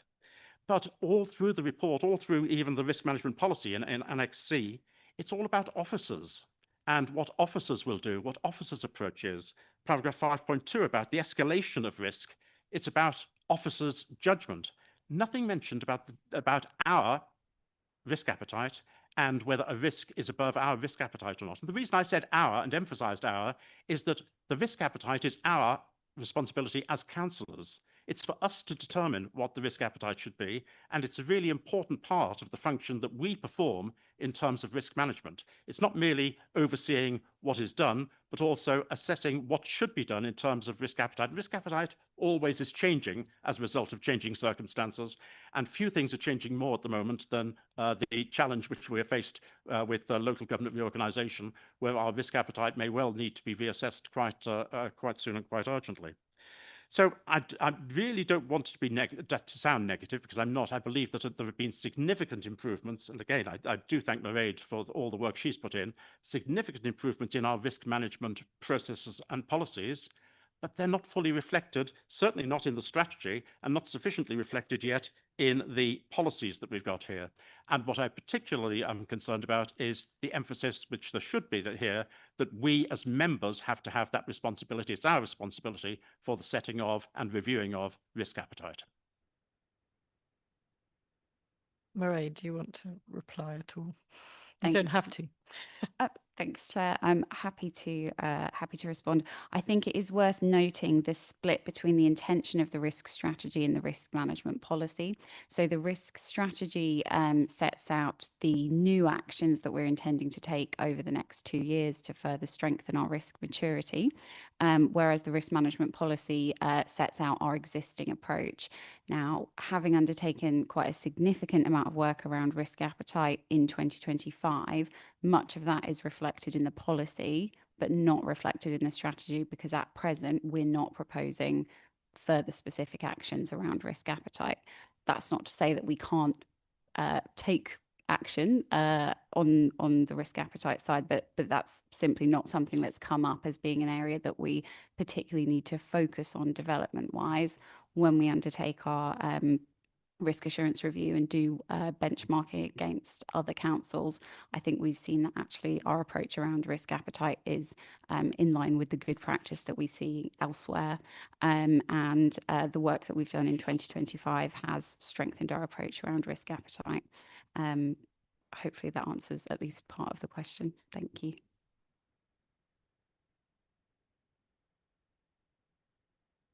Thank you, Lucy. I accept the distinction that Mairead is quite correctly making between the strategy and the policy. I fully accept that. But within the strategy, we should reflect what we actually do and what we have improved on up till now. And that definition, which is given in paragraph 1.2, saying that our processes aim to manage risk in a proportionate manner relative to the severity of the risk, just isn't what we do. We now do manage it relative to the difference between the severity of the risk and our risk appetite. And it's so fundamental when you start a strategy and you have an incorrect definition at the beginning, and you don't even mention the risk appetite until 4.5.1 in that strategy. I feel that it is lacking. We're not selling ourselves properly. We're not actually selling what we've achieved up till now properly in the way in which that risk management strategy is written. So I really would welcome some strengthening within the risk management strategy of that. And if it doesn't happen this year, then please could it happen next year, so that we show properly what it is that we actually do. And I'd also want to emphasize risk appetite and risk management is not solely the preserve of officers. And the escalation of risk, which is said to be subject to what officers may consider, or going above an arbitrary figure of 16 on our matrix, which is a very blunt instrument indeed, the role that members play in that is defining risk appetite in certain areas, and I hope with more granularity than we've got at the moment. I hope that will improve. And if we do set risk appetites and the risk is greater than the risk appetite, that must be a reason for escalation. And the fact that that's totally ignored within the policy, let alone the strategy, I find a bit disappointing. So I'm not disappointed in what we've done and what we've improved on over the course of the last 12 months. I'm disappointed in what we've got in front of us now. Thank you. That's helpful. Stephen. Thank you, Chair. I think in response to Councillor Bowden, I would make the offer that his comments are well received, and equally make the point that he, like I, both appreciate risk management, and we may be in a small minority, but it's something that we do both give very strong care and attention to. Very happy for us to revisit the contents of the strategy for next year, bearing in mind the feedback received, rather than ideally altering it right now in committee, if that's acceptable. I think that's sensible feedback for us to look at for the course of next year on the broader points around the role of elected members in setting risk appetite and indeed making decisions based on risk. Again, something we can reflect upon further for the strategy next year. And then finally, just to observe that, of course, risk implications are inherent in all of the reports that come to committees, and many of the decisions that elected members make are on the basis of risk, both informed by officers, but also in terms of the political appetite of the authority as set by elected members. Thank you. Very quickly, Chris. I'm very happy to accept the Chief Executive's offer for this to be amended for next year. Thank you. That's very helpful. Ricky. Thank you, Chair. I'd just like to echo Councillor Bowden, what he said. I mean, he basically said everything that I wanted to say. The only thing that I would add is that when we see the risk above appetite, I think members should see the owner, the action and the deadline, because this is what you'd see in any everyday business when looking at risk assessments. And when this, and we need to also see when the score is expected to reduce. Otherwise, what we're looking at is the risk appetite just being words on paper. So I'd just like to add that, but I'd also like to say I'm pleased and I welcome that we are making many improvements, but this is something I'd like to see. So if we can also add that to next year, I mean, that is what I think most members would probably like to see. Thank you. Thank you. Noted. I think some of these risks go to, I mean, and the risks underneath them go to other committees, so they wouldn't all come here. On the encouragement to ask about specific risks, please could I ask for a bit more information about risk 4, which is significantly above our risk appetite, and I'm curious to know, the owner of that risk is Lee, who is not here anymore, and it's a bit mean to ask Graham about it because he's only just arrived. But I would be interested to know what is being done to try and mitigate that. I mean, looking at the risk, it actually sits across a large number of different fields, so I'm not quite sure how it's ended up in Graham's lap. But Mairead, I don't know whether you want to pick that one up or whether Graham will come and talk to us. Thank you, Chair. So there is some information on the change in risk scoring for risk 4, which is at section 5.7 of the annual risk report. So this risk, which is the risk that a serious incident occurs, preventing services from operating and or requiring a major or critical incident response, has increased in score from 12 to 20. That follows a previous review, which resulted in the likelihood rating increasing to a 5, reflecting the changing national risk landscape as identified in the government's National Risk Register.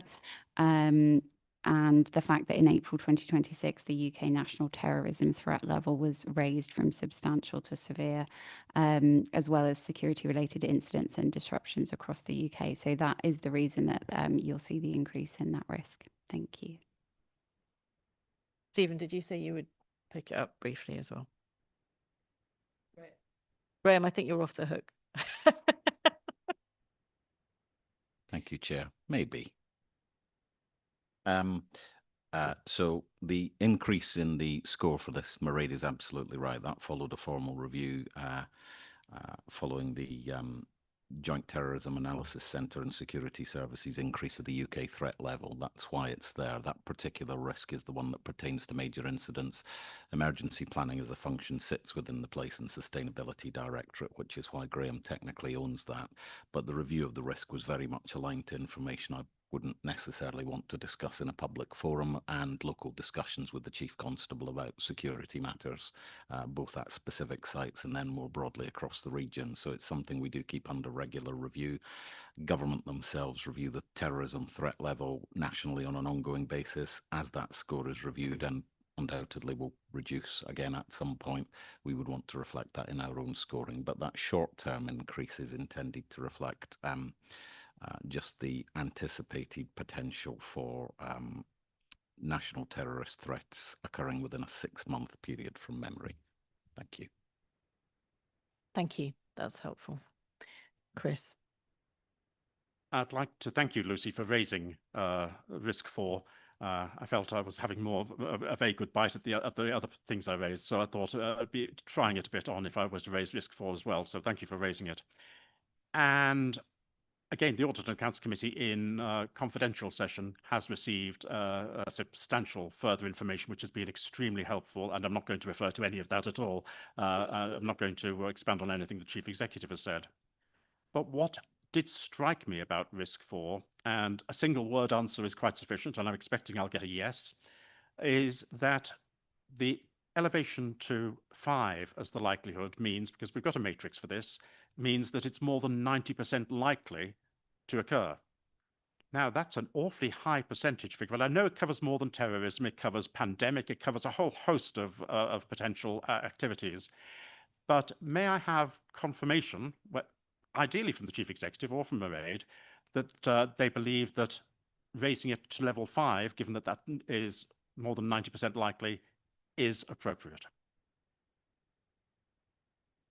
I'll give more than a one-word answer, Chair, if I may. It's a yes, and that's also because it's not just about predicted threat levels. It's also that we are currently managing a major incident that borders Cambridgeshire and Norfolk, and Councillor Bowden's other council are actively involved in that, working alongside Cambridgeshire County Council. So actually, in reality, it's not just a likelihood, it's an actuality. We are dealing with a substantial major incident over a prolonged period of time, and that has meant that we've had to remove some council resource to be dedicated to dealing with that particular matter on an ongoing basis, as I am very clear Fenland District Council have had to do as well.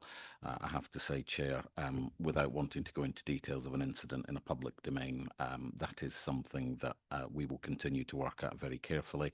I have to say the response from Cambridgeshire and Peterborough's Local Resilience Forum and the 2 councils I've referenced has been exemplary. I only wish that were the case with partners over the border. Thank you. Thank you. Mark.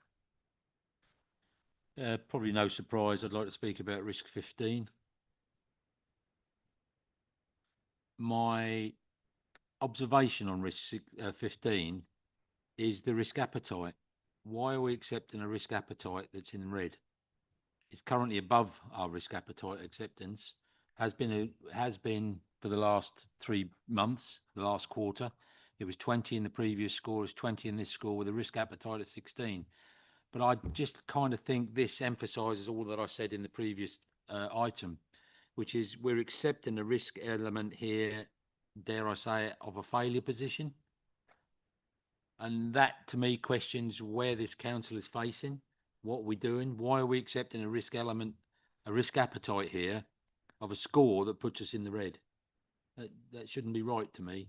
That seems to be, and I think that's also lacking in support for the officers involved. That's what worries me. It just worries me that you know, we've got the risk owners registered on here, and I see Martin's come up to speak on it. I think it's indicative of what we are doing as opposed to what we could be doing. I've said my piece. I'll come to Stephen first and then Martin if he wishes. Chair, thank you. And thank you to Councillor Goldsack. I think 2 observations from me. First of all, of course, the risks as presented to committee, and this is part of the challenge of providing risks into the committee system in a timely manner. Risks are obviously presented in a slightly retrospective manner, so things do move on. The reason I'm saying that is the primary focus of this risk is the financial element rather than just the delivery of the service. So this relates, if you look at the contents of the risk, for 15 specifically to the safety valve agreement, which has now been ended by government from the 1st of April, and as you've already heard in this meeting, has been replaced by government's request for SEND reform plans from areas to go in and be considered by the Department for Education, which would fundamentally address the issues around DSG spend levels. As you've already heard from the Section 151 officer today, we have submitted a SEND reform plan. We are awaiting government's view on what that will do to our DSG spend and obviously the deficit as it stands. Clearly, once we have a more precise position from the Department for Education, the risk will substantially alter, particularly in the financial element, because that's the main thrust of this risk. It doesn't deviate, however, from the discussion we had earlier about delivery of statutory timescales in the SEND service, which is the element I suspect Martin is more likely to want to pick up further. Thank you. Thank you. Martin, do you want to come in?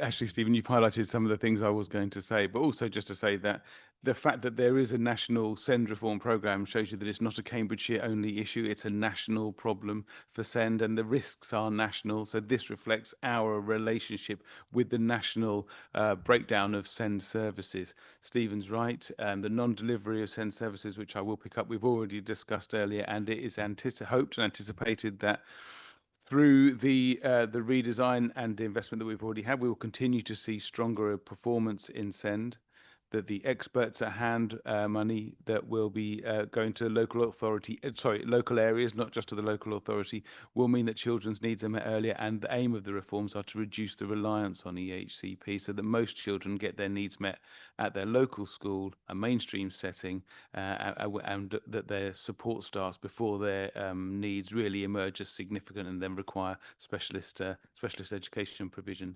So the fact that there are national reforms, it's a national issue, and this reflects our position within it. Thank you. Alex.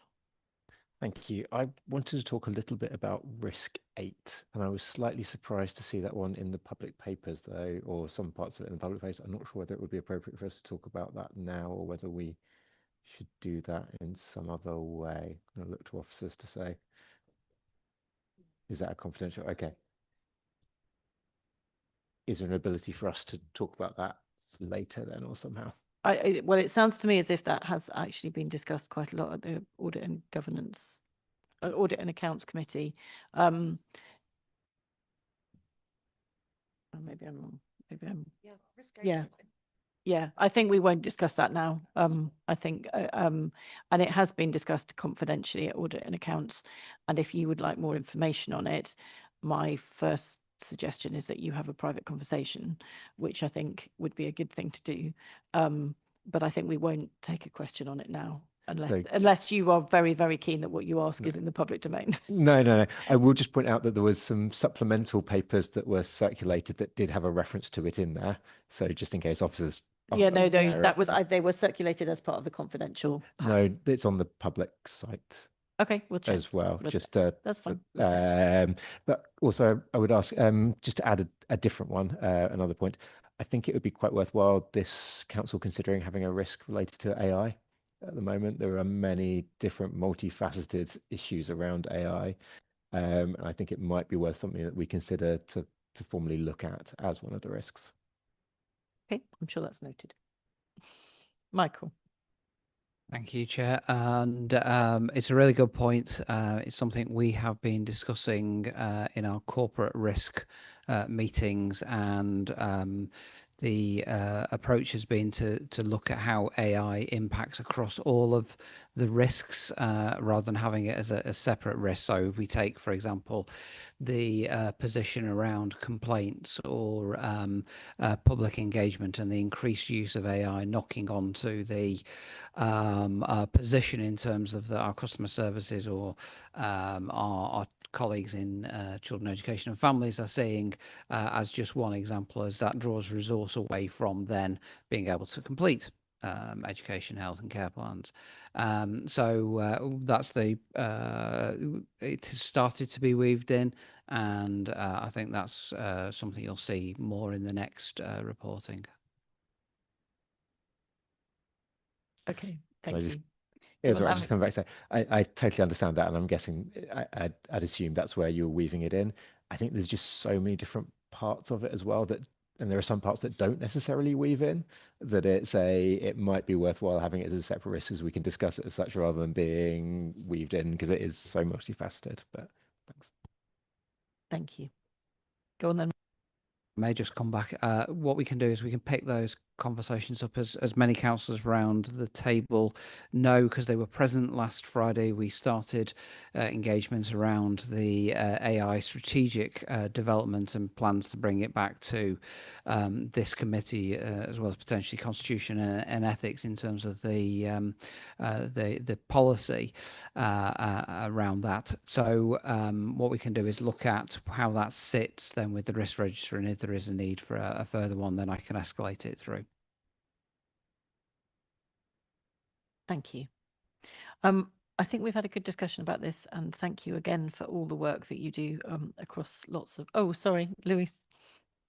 I'm sorry, Chair, and I hope you don't mind. I bring you back to climate, but yes. It's all right, Luis. Go on. But have we quantified the climate-related financial risks that we face?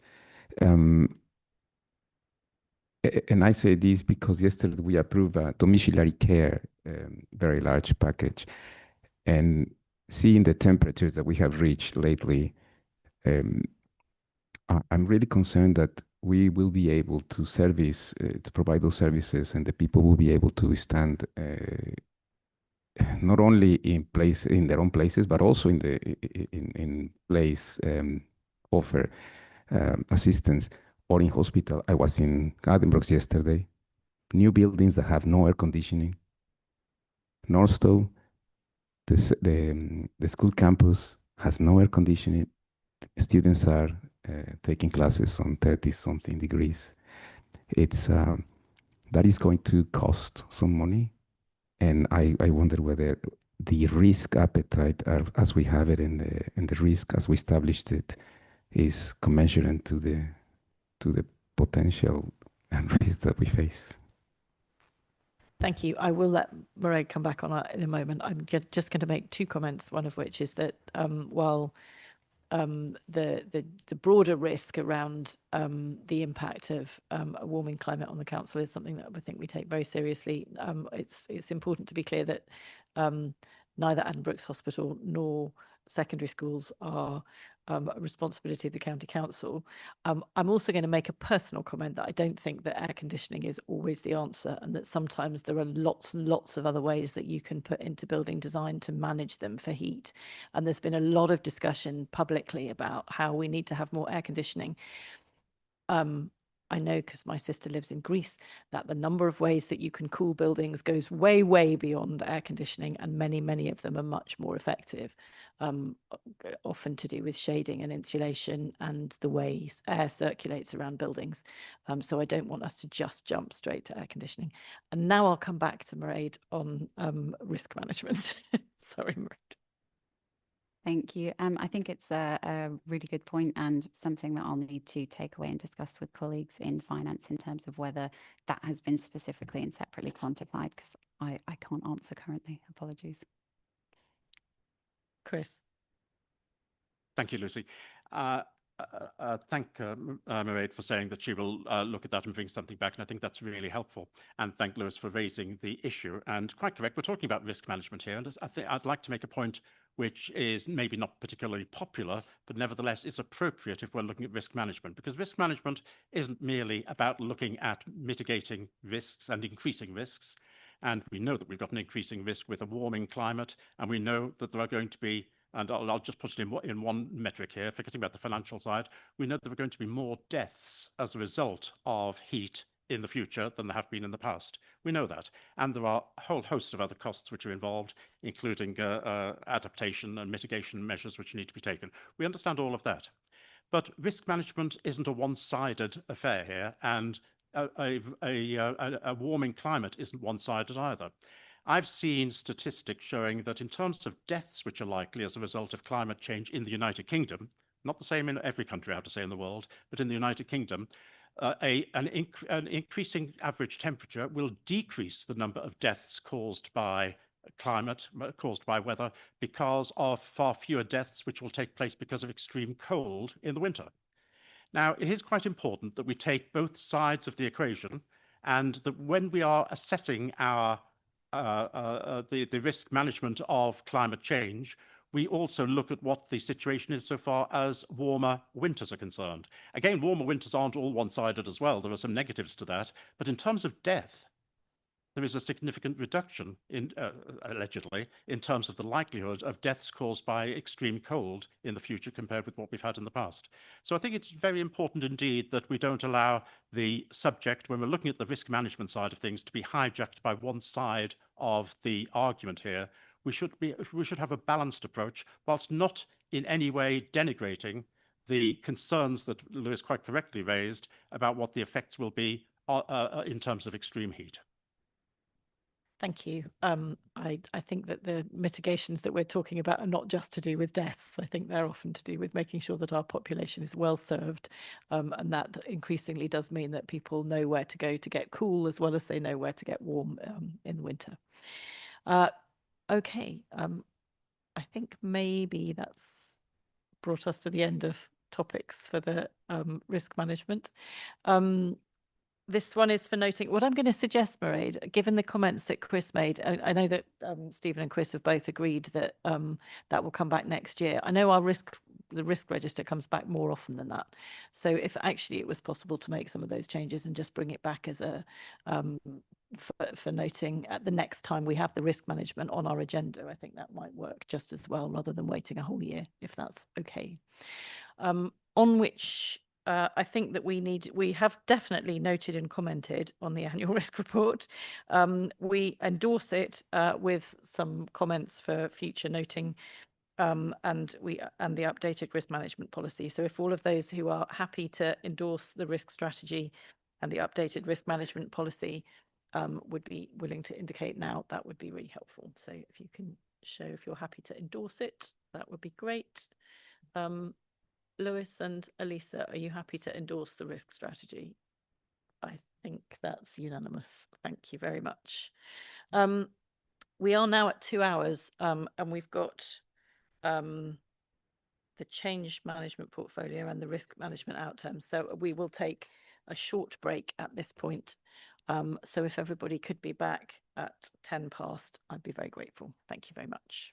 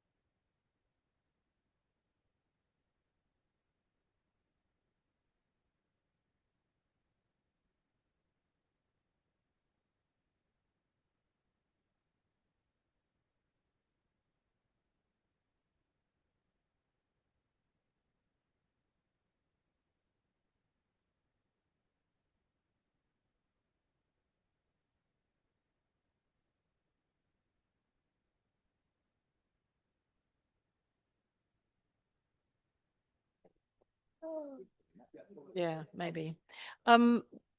Welcome back, everybody who is here. I think we might restart. We've got a couple missing, but I think they'll wander in. So the next item on the agenda is the change portfolio update, which will be introduced by Joe Lacey-Holland. Thank you, Chair. Yes, this is one of my two cyclical reports on today's agenda.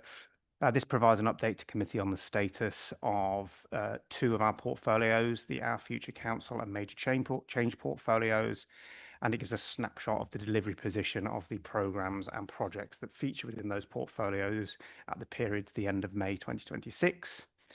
Just to note quickly, a slight change in the way that some of the programmes and projects are represented following a request from committee at the last meeting, that those programmes and projects with a significant partnership dependency have now got an asterisk next to them, just so that you're able to read that through. There are currently 7 active programmes and 11 active projects split across the Our Future Council and Major Change portfolios. And within the Our Future Council portfolio, there are currently 4 active programmes and 3 active projects. 5 of these are reporting green, with 1 amber and 1 red. Within the Major Change portfolio, there are 3 active programmes and 8 projects, with 5 reporting green, 2 reporting amber and 4 reporting red. 8 programmes and projects have been closed since the last update was provided to committee, and an overview of all those red, amber and closed programmes and projects are provided in the appendix, and we have SROs in attendance to speak to any questions in relation to those programmes and projects. That's all I was going to say by way of a brief introduction, Chair. Thank you. Thank you very much. I always find this report very well presented, so thank you. Any questions or comments on the change report? Lorna. Sorry, I think this is the same question I asked last time, but I'm none the wiser. A green rating is a successful delivery of a project programme. A black rating is that the project or programme is formally closed. Does that mean we can assume that if a rating is black, it means that it is closed unsuccessfully, as it were? So a green rating is that the expectation of successful delivery exists, not that it has been successfully delivered. Black rating is that a programme or project just has been closed, regardless of the benefits that have been realised. But the benefits that have been realised are always articulated in the closure report that is reviewed by Change Board. And within that, you will see an articulation of whether the benefits that were set out at the beginning in the scoping of that work have been delivered or not. And those benefits could obviously be financial or non-financial benefits. Can I just follow up on that? I may not be the only person in the room who's very colour driven, and I really gravitate towards those coloured charts. Is there any way of being able to differentiate in that whether when a programme closes, it does so having done what it needed to do, as opposed to being closed because it was going nowhere? I think that visually that would be really useful. We can certainly look at doing that visually. The closure summary in the overview of those projects and programs that have been closed does attempt to provide some description around those benefits, but we can look to present that visually in a more impactful way, if that is helpful. Yeah, I absolutely agree. I think it would be really helpful to be able to see which ones closed, because some of them will have closed because they've completed successfully, and some of them will have closed because they failed to deliver anything at all. And we really ought to be able to tell the difference. Thank you. Or at least be able to, I mean, I know you can tell the difference if you look at the report, but looking quickly, I think that's quite right. Thank you. Other comments or questions? Elisa. I was expecting more people to come in, to be completely honest, but there you go. We have covered some of this in previous items, so I'll just try and keep it to the point. I was looking at the red stuff that we've got, and I was just going to ask specifically about, well, there's the Home to School Transport Ask and Finish group and the Inclusion for All program. They are both in red. One of them was amber before. apparently. But I was just going to ask at which point it becomes, I mean, to be honest, at this point, having realized, which I didn't realize before, that some of the black closed actions were closed unsuccessfully, I would imagine, I'm quite surprised that a couple of them haven't actually been closed unsuccessfully yet. The point is, at which point do we realize that how linked those two are, and how impossible it will be for us to ever be able to pay for all these children going to all these places if we can't also pay for all these children getting what they need far closer to home?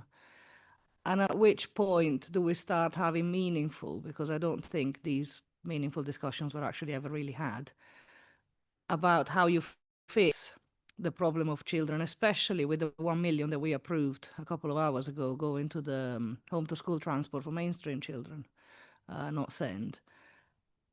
When do we start having meaningful discussions about how we need to spend money in other places in order to fix this problem, specifically spend money in actual transport services that people can use? And I know that 90% of this is the CPCA and the bad person at the head thereof, but I don't know quite how much sense it makes for us to keep having these projects and keep having them read and not having any, essentially not having any progress towards actually a solution that works. Because quite clearly, you know, the budgets kept in the way that they aren't going to work. Martin, I think I'm going to pick this one up. You can add something if you want to. I mean, I think there are some different threads in there, and I think some of them it's important to keep separate. So I think that the work on SEND, which Martin has already talked about to a certain extent, and Michael has also talked about, the relationship between the what's going on in national government, their SEND reform programme, what used to be the safety valve programme, all of that is still ongoing. It is still red because it's a very significant risk and because it's not complete, although Martin may want to come in and talk about how close some of the changes within the council are to becoming complete. That's kind of one thread. There's an awful lot of different buckets and bits of work going on in there, but there's and the EHCP is a part of that. So that's one thing. It is very closely connected to home to school transport, but it is also different. And on the point about home to school transport,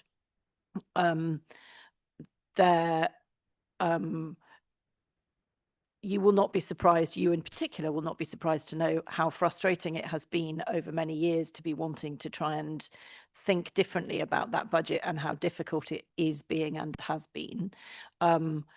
I am personally going to take a very significant interest in the next 3 months in what's going on in home to school transport, and in particular in looking at our policy, not just the way in which we are delivering our current policy. And I think that is something that that we potentially could have done before, but at some level, it is more sensible to do it now that we have a clearer idea about what's going on at the combined authority in terms of what they're going to be doing in terms of bus franchising.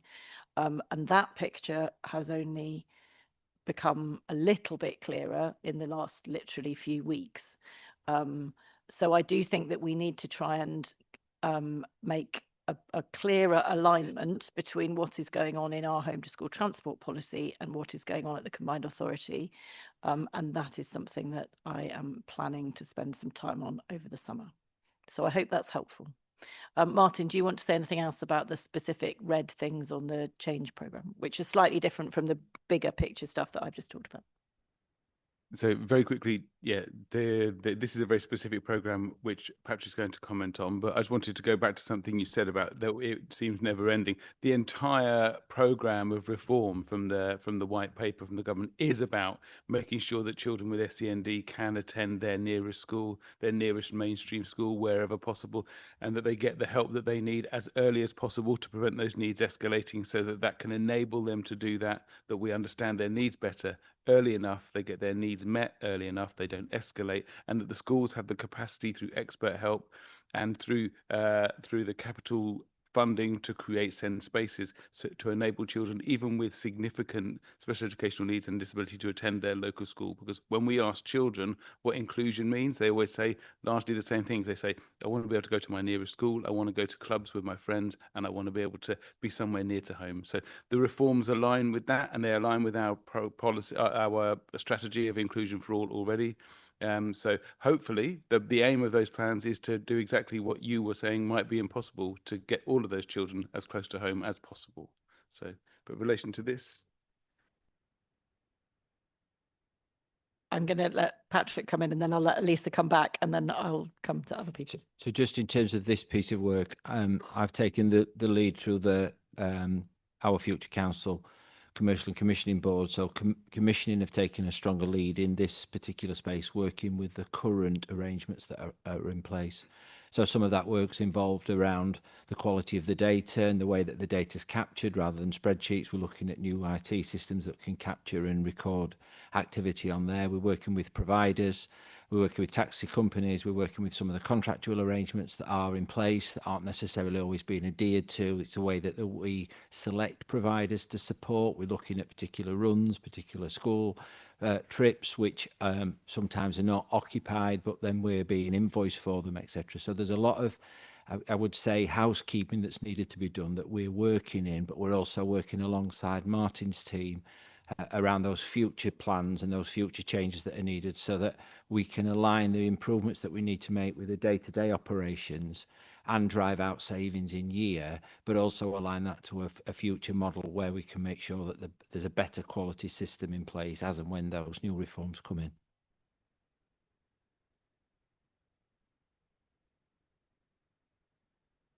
On a separate issue, if I may. I think this is a really helpful report. It's not helpful in the sense that it does highlight problems, but it is helpful in the sense that it highlights problems, because we can't just bury our head in the sand just because something isn't going right. And in no organization does everything go right all of the time.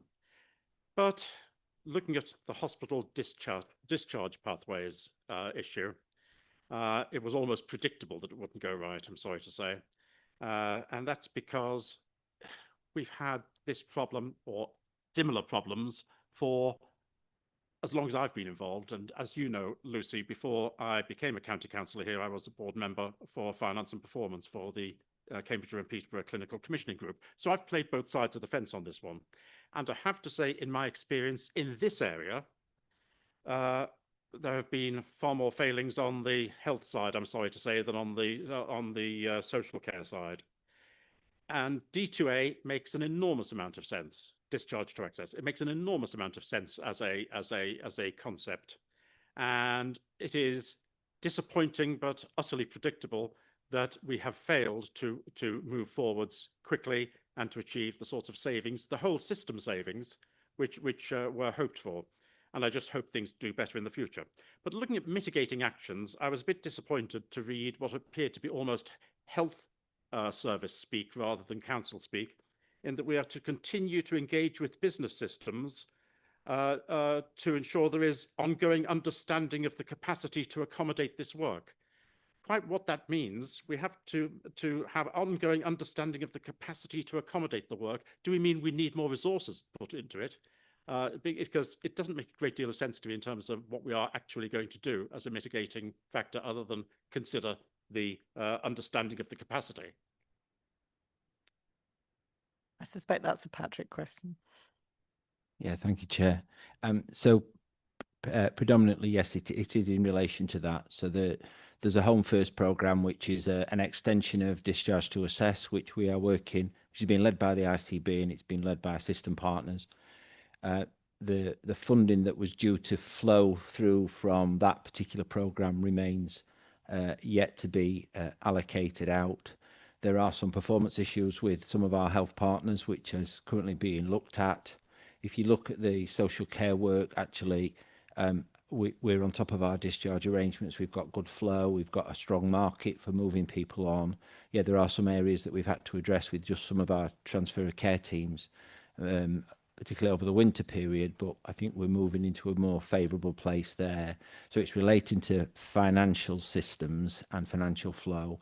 in order to make the whole system work together, because the money was indicated to go to a number of different partners, including our reablement service, in order to support swifter and more appropriate discharges.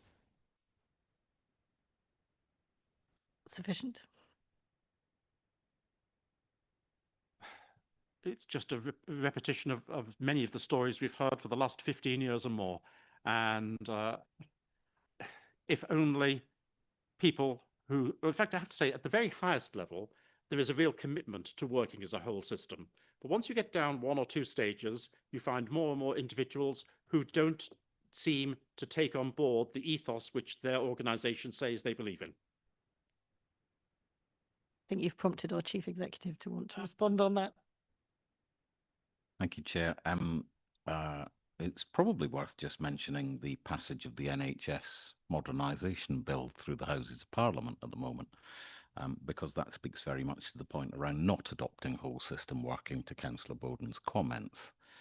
The current draft of the NHS modernisation bill includes clause 21, which removes the essential requirement for local government representation on integrated care boards going forward. That doesn't sound like whole system working to me. In fact, that sounds like a regression to typical top-down diktat management of the NHS from the Department for Health and Social Care. I say that as somebody who worked in said department. So I have to say I have a serious reservation about the ability to engage with the NHS in a systemic way, not just at a local or regional level, but clearly at a national level. And as has often been the case with the NHS, local government is not seen as a full partner with an equal status. It is seen as a provider of services, much as they treat NHS trusts from a regional and national level. I think that in itself is part of the fundamental flaw. We don't have parity of esteem when it comes to talking about health and social care. That is one of the themes that Baroness Louise Casey has heard very loud and clear as part of her current commission reviewing adult social care. But we will await to see what that chooses to produce in due course. I understand Baroness Casey has already suggested to somebody who may potentially be an incoming Prime Minister that she is willing and able to report much sooner than the current timescales she's been asked to work to. And knowing Baroness Casey from prior lives, she will be very clear and direct in her opinions about what needs to happen. I think it's actually an opportunity to address some of that imbalance if a government of the day finally listens to one of these 20 plus commissions on the inequity between social care and the NHS. Thank you, Chair. Thank you. Thank you very much. I don't see any further hands, and again, we're in danger of getting on to other topics. So I think we will note the report. I'm not sure whether we need to do more than note this one. Let me just check. No, we've noted that. Thank you very much, Joe. And if you could take away that point about making sure that it's clear which why something has stopped, that would be really helpful. Thank you. We will move on now to the corporate performance report, which is also Joe. Thank you. Thank you, Chair. So this report provides the committee with its agreed performance monitoring scorecard covering the period of Q4 25-26, so the period ending the end of March. The scorecard attached to Appendix 1 includes the SKPIs, Strategic Key Performance Indicators, reported across each of the Council's policy and service committees, with Appendix 2 including the SKPIs that form the basis of the scorecard for this committee. Taken in the round, and particularly when considered alongside other reports such as the IFMR that we've heard of and the risk register, the performance report is designed to provide members with a holistic review of organisational health. As set out at 2.6 of the report, SKPIs are rated according to a RAG regime, red, amber, green, and there is a set of ranges that underpin the allocation of those RAG ratings. In summary terms, at the end of Q4, across the 86 SKPIs reported in the scorecard, 19% were red, 17% were amber, and 36% were green.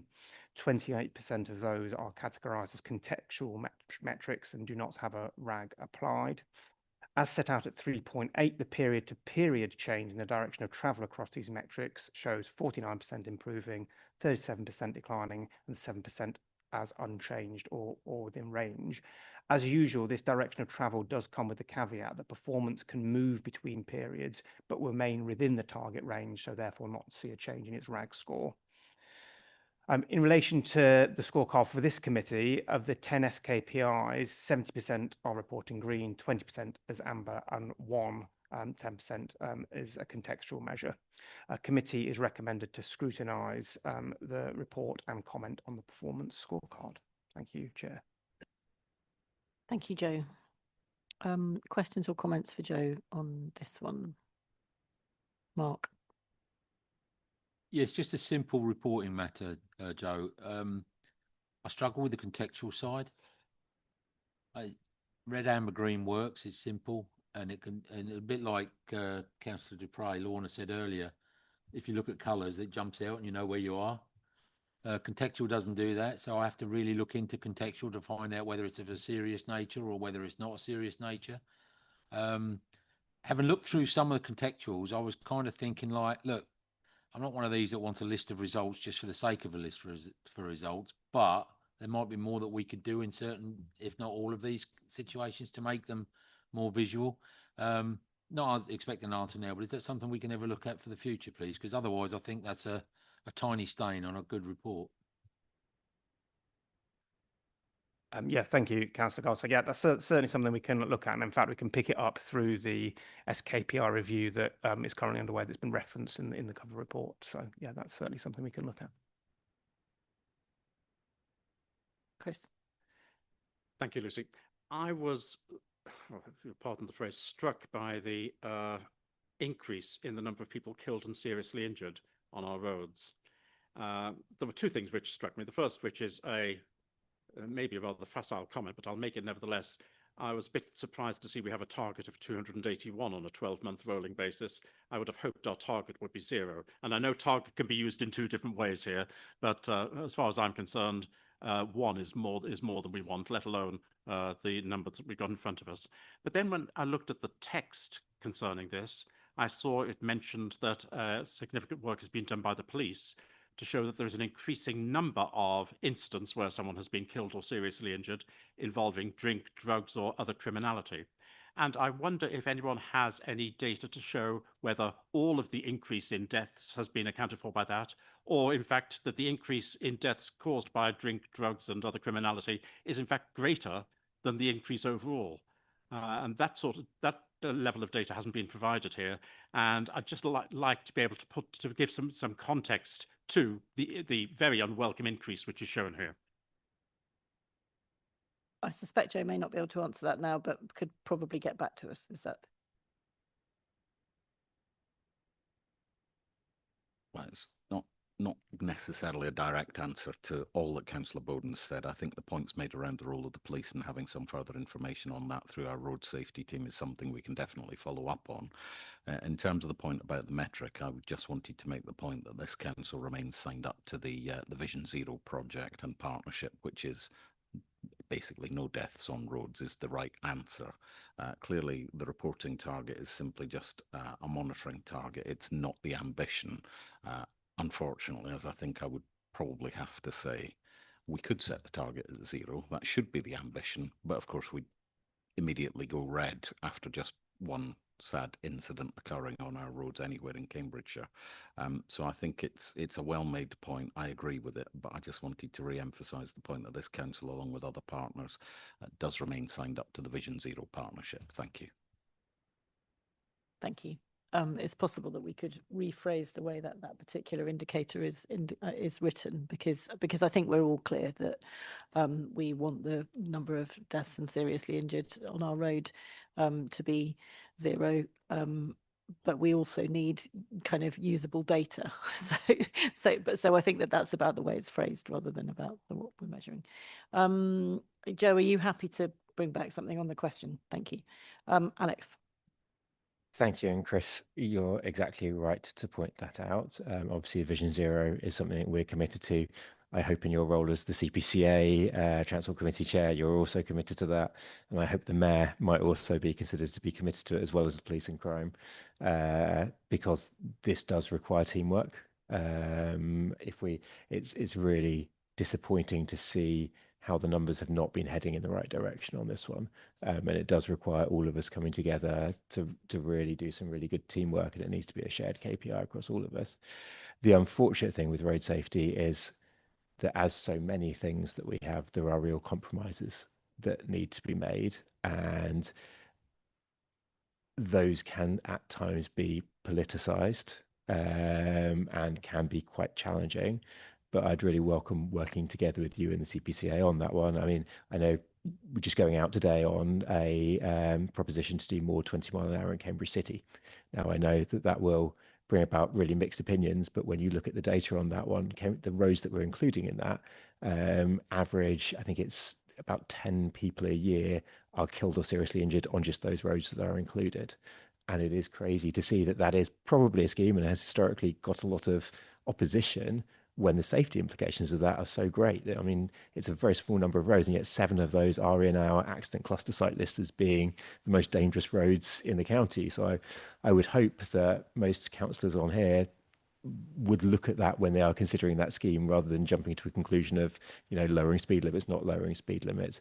I think it does require us all working together, and I'm very willing to come and talk to you or anyone else that has concerns, because the more we can depoliticize this and make it actually about increasing road safety, the better. And I really hope we can do that. Briefly, and then we'll move on. It's an important metric, and I welcome the comments which have just been made by Councillor Beckett. And where it's appropriate to lower speed limits, then we should all support that. There are a few of us, unfortunately there are a few, but there are very few of us who would say we should go back to the days when there should be a man carrying a red flag in front of every car to warn everyone someone's coming. So there's a balance to be had. And it's really important that we work with the community to ensure that where the community clearly wants a reduction in speed limits and they are justified, then that is actually implemented. It's more difficult to actually achieve than to say, as I know in my own division, where I had to work for a long time, I have to say, against county officers to get finally at least part of a scheme I needed for part of my division for a 20 mile an hour reduction from 30 miles an hour to 20 miles an hour in a particular area. In terms of longer term, and unfortunately we in County Council don't have a longer term, but I'm nevertheless going to lay this one down. In terms of longer term, the greatest opportunity that we've got to see a reduction, a systemic reduction in the number of people killed or seriously injured in our roads will come from autonomous vehicles and from intelligent roads. And I know that may be further away than the lifetime of this council, but that is going to be a major potential contribution towards a significant reduction in these numbers. But the experience in California, which was the first area in the world really to go down this road, if you'll pardon the pun, is telling. And that is that when there were incidents, and there will always be incidents, I'm sorry to say, for one reason or another, when there were incidents of individuals killed or seriously injured by autonomous vehicles, the public outcry was enormous. And the fact that there may be only a fifth of the number of per mile driven of killed and seriously injured people with autonomous vehicles as opposed to driven vehicles, statistically, that makes a great deal of sense. Emotionally, the public haven't yet accepted that. And that's a real challenge that we've got in front of us. Thank you, Chris. And we're going to draw that one to a close there, because we are again drifting a long way from our the topic. Lorna, is this on roads or is it on something else? It is on roads. Am I allowed to ask a question? Can you make it briefly? Can I? This may be a dangerous question. How confident are we all that the Vision Zero partnership is as effective as it might be? And if it isn't, how do we do something about that? Okay, so I think that is a good question. I think it is not.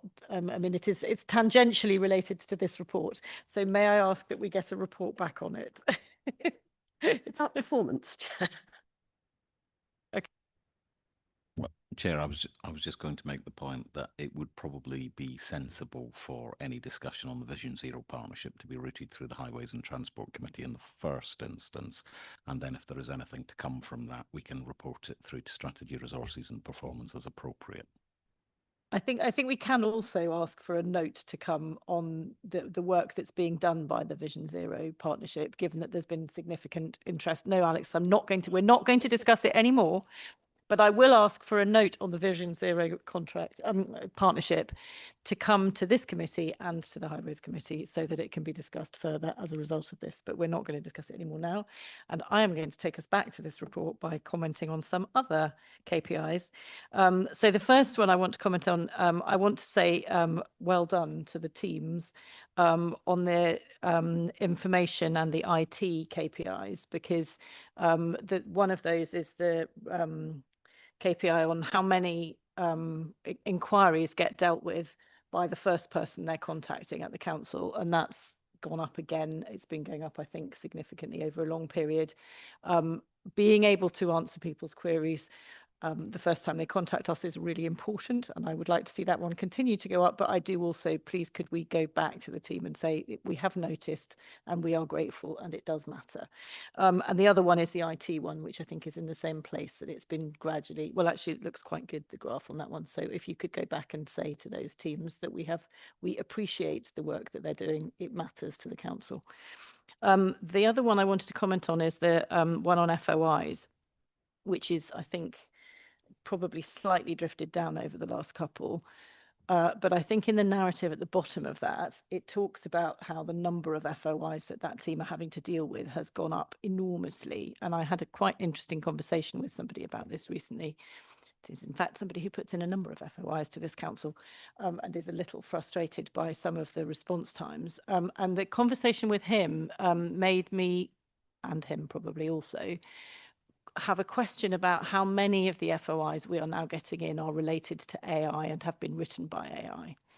And I think I would be really interested if we could get a small amount of information about that, because I think if it is the case that as a council we are having to deal with significantly more longer, complex inquiries coming into us because they've been written by AI, that is something that we ought to be raising at a national level and seeing whether that's true for other councils and potentially reporting it back to national government, because we keep being told how AI is going to make an awful lot of things much more efficient, and the evidence remains to be seen.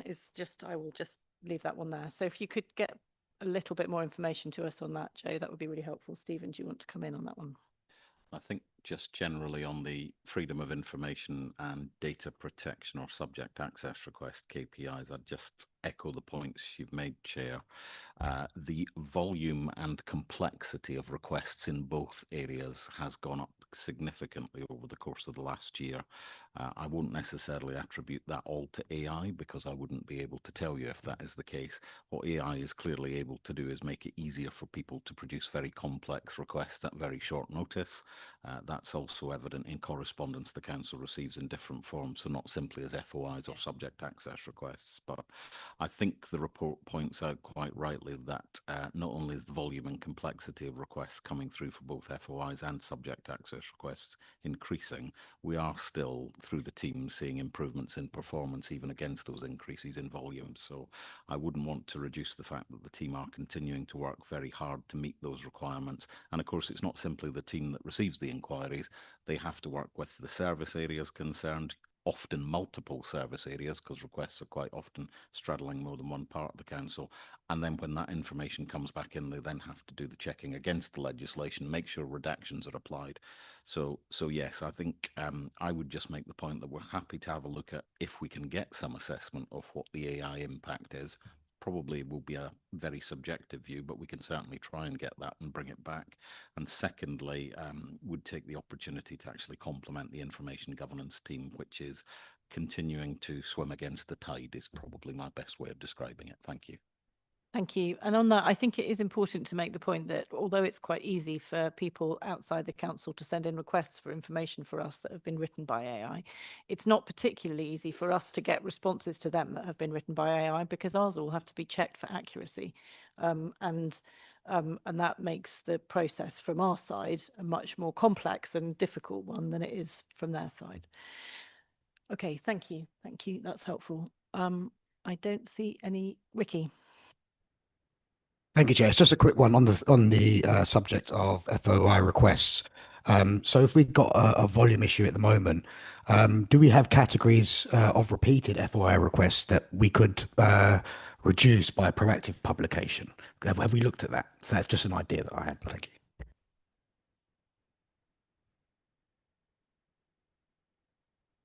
Chair, yes and yes is the answer. I know the monitoring officer is considering that with the head of information governance. Obviously, a great deal of the information that we provide in response to FOIs historically is actually already in the public domain. So what the team is increasingly doing is, rather than regurgitating information that's already there, is simply providing the links to information that is in the public domain. That's certainly helping with the performance improvements. I think historically this council may have taken the slightly unusual decision of responding to those questions when information is already readily accessible. We've recently changed that and made clear that we will point people to the information for themselves. Thank you. Alex, again, quickly, because Yeah, no, thank you. I think that's something we've been trying to do in highways a lot more. I mean, there is an interesting point that with AI, people often ask the same question in a subtly different way, which has slightly different data ramifications. So I think one of the things we actually need to do is, in the first instance, point people back to the normal public stuff and see whether that satisfies their question, rather than necessarily always answering the exact question that they asked, which therefore can lead to an awful lot more time to do it when it would be much quicker.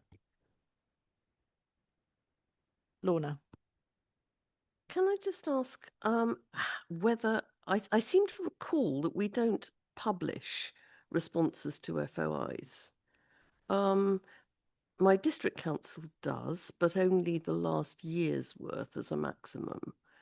And I wonder whether publication of FOI responses would help. What I get on my district is a monthly list spreadsheet of the FOIs received, whether they have been answered, whether they have been refused. So you can then go to the FOI page, use the reference number and see the answer. And I wonder whether not just proactive accumulation of the information, but proactive publishing of the responses might actually help as well. Chair, I think that was part of my yes and yes answer earlier. I believe Councillor Bowden raised that very point in a previous meeting of this committee. The monitoring officer was looking at it with the head of information governance. I think she did express some concerns about resource availability to do that, but we can happily revert back and double check that position. I would just make the point that it's one of our few remaining examples. Our head of information governance is actually shared with a neighbouring council. We don't have a full-time data protection officer. That said, the individual concerned performs the role exceptionally well, and looking at my Section 151 officer represents much greater value for money than being solely employed by us. Thank you. Thank you. I think that's been a good discussion of the performance information. And again, I think that one's to note, although with the various actions of particularly saying thank you to people and a couple of briefing notes. So I hope that's, yes, we've scrutinised and commented on the performance information, so that's excellent. We come to item 10, which is the Treasury Management outturn, and I suspect this is Stephen again. Very sorry, Stephen, you've been here at the very beginning and the very end. Thank you, Chair. I'll keep the introduction on this one fairly brief because the report largely speaks for itself, I think. So this is the outturn report on how the Council's Treasury Management function has operated in 2025-26, managing the extensive cash flows of the Council, its investments and its borrowings. This report goes up to full Council for consideration in line with the regulations that require that. So really, just the key summary I would say for members is at the table at 3.2 on page, starts on page 327 of your pack, which is the table of the prudential indicators that were set in the business plan and show that at the end of the year, all of the prudential indicators and limits have been met. So we're in line with all of those. Other indicators we report on were sort of satisfactory against the liability benchmark and the minimum revenue provision and debt indicators as well. The Council's borrowing for the year is in line with broadly in line with the expected level of borrowing at the end of the year. As a general brief strategy, we are still undertaking new and refinancing borrowing at relatively short-term dates to minimise exposure to what are still high interest rates. But towards the end of last year and into this year, we are looking at pushing that out a little bit more because you'll know from previous reports here the degree to which the high interest rates have been sticky and have stayed around has been quite a long time now. So we are trying to reduce refinancing risk by pushing dates out a bit more. Then finally, Treasury investments have been performing relatively well during the year, partly linked to those higher interest rates. The report contains a required annual, this is required under regulations, an annual review of our financial investments. That's a subcategory of Treasury investments that are more commercial in nature, as it were. That's at Appendix 2, and we're required to weigh annually the benefit of holding those investments versus liquidating them. And the review concludes again that holding them is preferable, that they're generating good value for money versus the alternative, which would be liquidating them and using it to defray borrowing somewhat. But I'll leave the intro there. Thank you, Chair. Thank you very much, Stephen. I was going to say this is one that doesn't usually get quite as much interest as the risk report. Are there any comments or questions on the Treasury outturn? I'd say, just on the basis that no one else has asked it, for me, the overall period, the kind of stickiness of inflation, therefore interest rates, presumably has been impacted by the situation with the world security and what's going on in the Gulf, particularly. Presumably you're taking that into account in terms of where you're, how much you're borrowing for longer term rather than short term. Yeah, it's fair to say that every time we think we're getting over the hump of the high interest rate environment, something else comes along nationally or internationally that that stymies that. So yeah, so that's the latest cause of the high interest rate environment, and just it's been going on for so long now. Sort of discussing with our Treasury advisors externally, we think we need to start defraying the refinancing risk a bit and pushing the terms of the loans a little bit further out.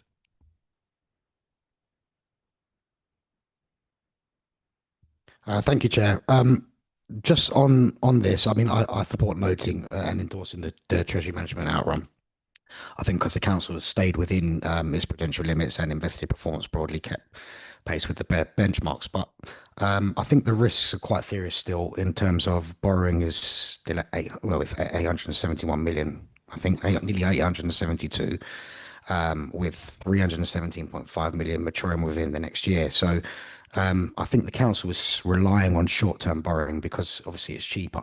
But I think that then creates a refinancing risk. And obviously the DSG deficit is weakening that and the council's cash position. And then this land also remains a significant exposure. So although I know it's supporting, I think there is still some serious risks here. I think we're all aware that there are serious risks. Thank you. Okay. I don't see any other questions. So this one, I think we do want to endorse this for council, don't we? Yeah. Recommend it to council. So if everyone who is happy to recommend it to council could indicate now, please, that would be very helpful. That's unanimous. Thank you very much. And now we move on to item 11, which is the agenda plan, training plan, appointments to outside bodies, etc. Thank you, Chair. This report is a bit more detailed than usual, as follows the annual meeting of council. So starting with the agenda plan, the only addition is to your October meeting, there's a report on digital strategies, which is going to be added. The training plan you can see is very detailed. A considerable amount of training is taking place. All the information, if members want to view that, is on the Learning Development site, the Thinky site for members. The appointments to outside bodies are listed. I've put the current appointee in, so if anyone wants to change that, if they could propose that here. And the same with the internal advisory groups and panels. And as you will see, we have got currently two member champions in this arena. Thank you, Chair. Thank you. Before we just come to any questions or comments on it, I'm just going to say one other thing, which is that there is a lot of training that goes on at this council. There's also an enormous and generally excellent training offer that's provided by the Local Government Association. I think it's sent out relatively regularly by the well, by member services, but also by by Michelle. And I really would encourage all groups to encourage their members to look through that LGA training program and see if there's anything in there that is of interest. Quite a lot of it's free, which is a very, very good reason for taking it up. There are some courses which require a contribution from the council, and we do also have a council budget for some of that training. So do ask about it, and it is generally really excellent. So I would encourage people to do it. Any other comments on the agenda and training plan? I don't see any. So thank you very much, Michelle, for the report. This one we do need to vote on, presumably. Or have we? Do we just approve? Just Chair, review. you've Just reviewed review. it. Okay. And no changes. Yeah. Lovely. Okay, in that case, we've reviewed that. That's excellent. Thank you very much to Member Services for all the work that goes into keeping all of that under control. And I think that brings us to the end of the meeting. So thank you all very much for your time this afternoon. Well, isn't this afternoon? Yes, just this afternoon and this morning. And see some of you at full council, which I think might be next week. Thank you.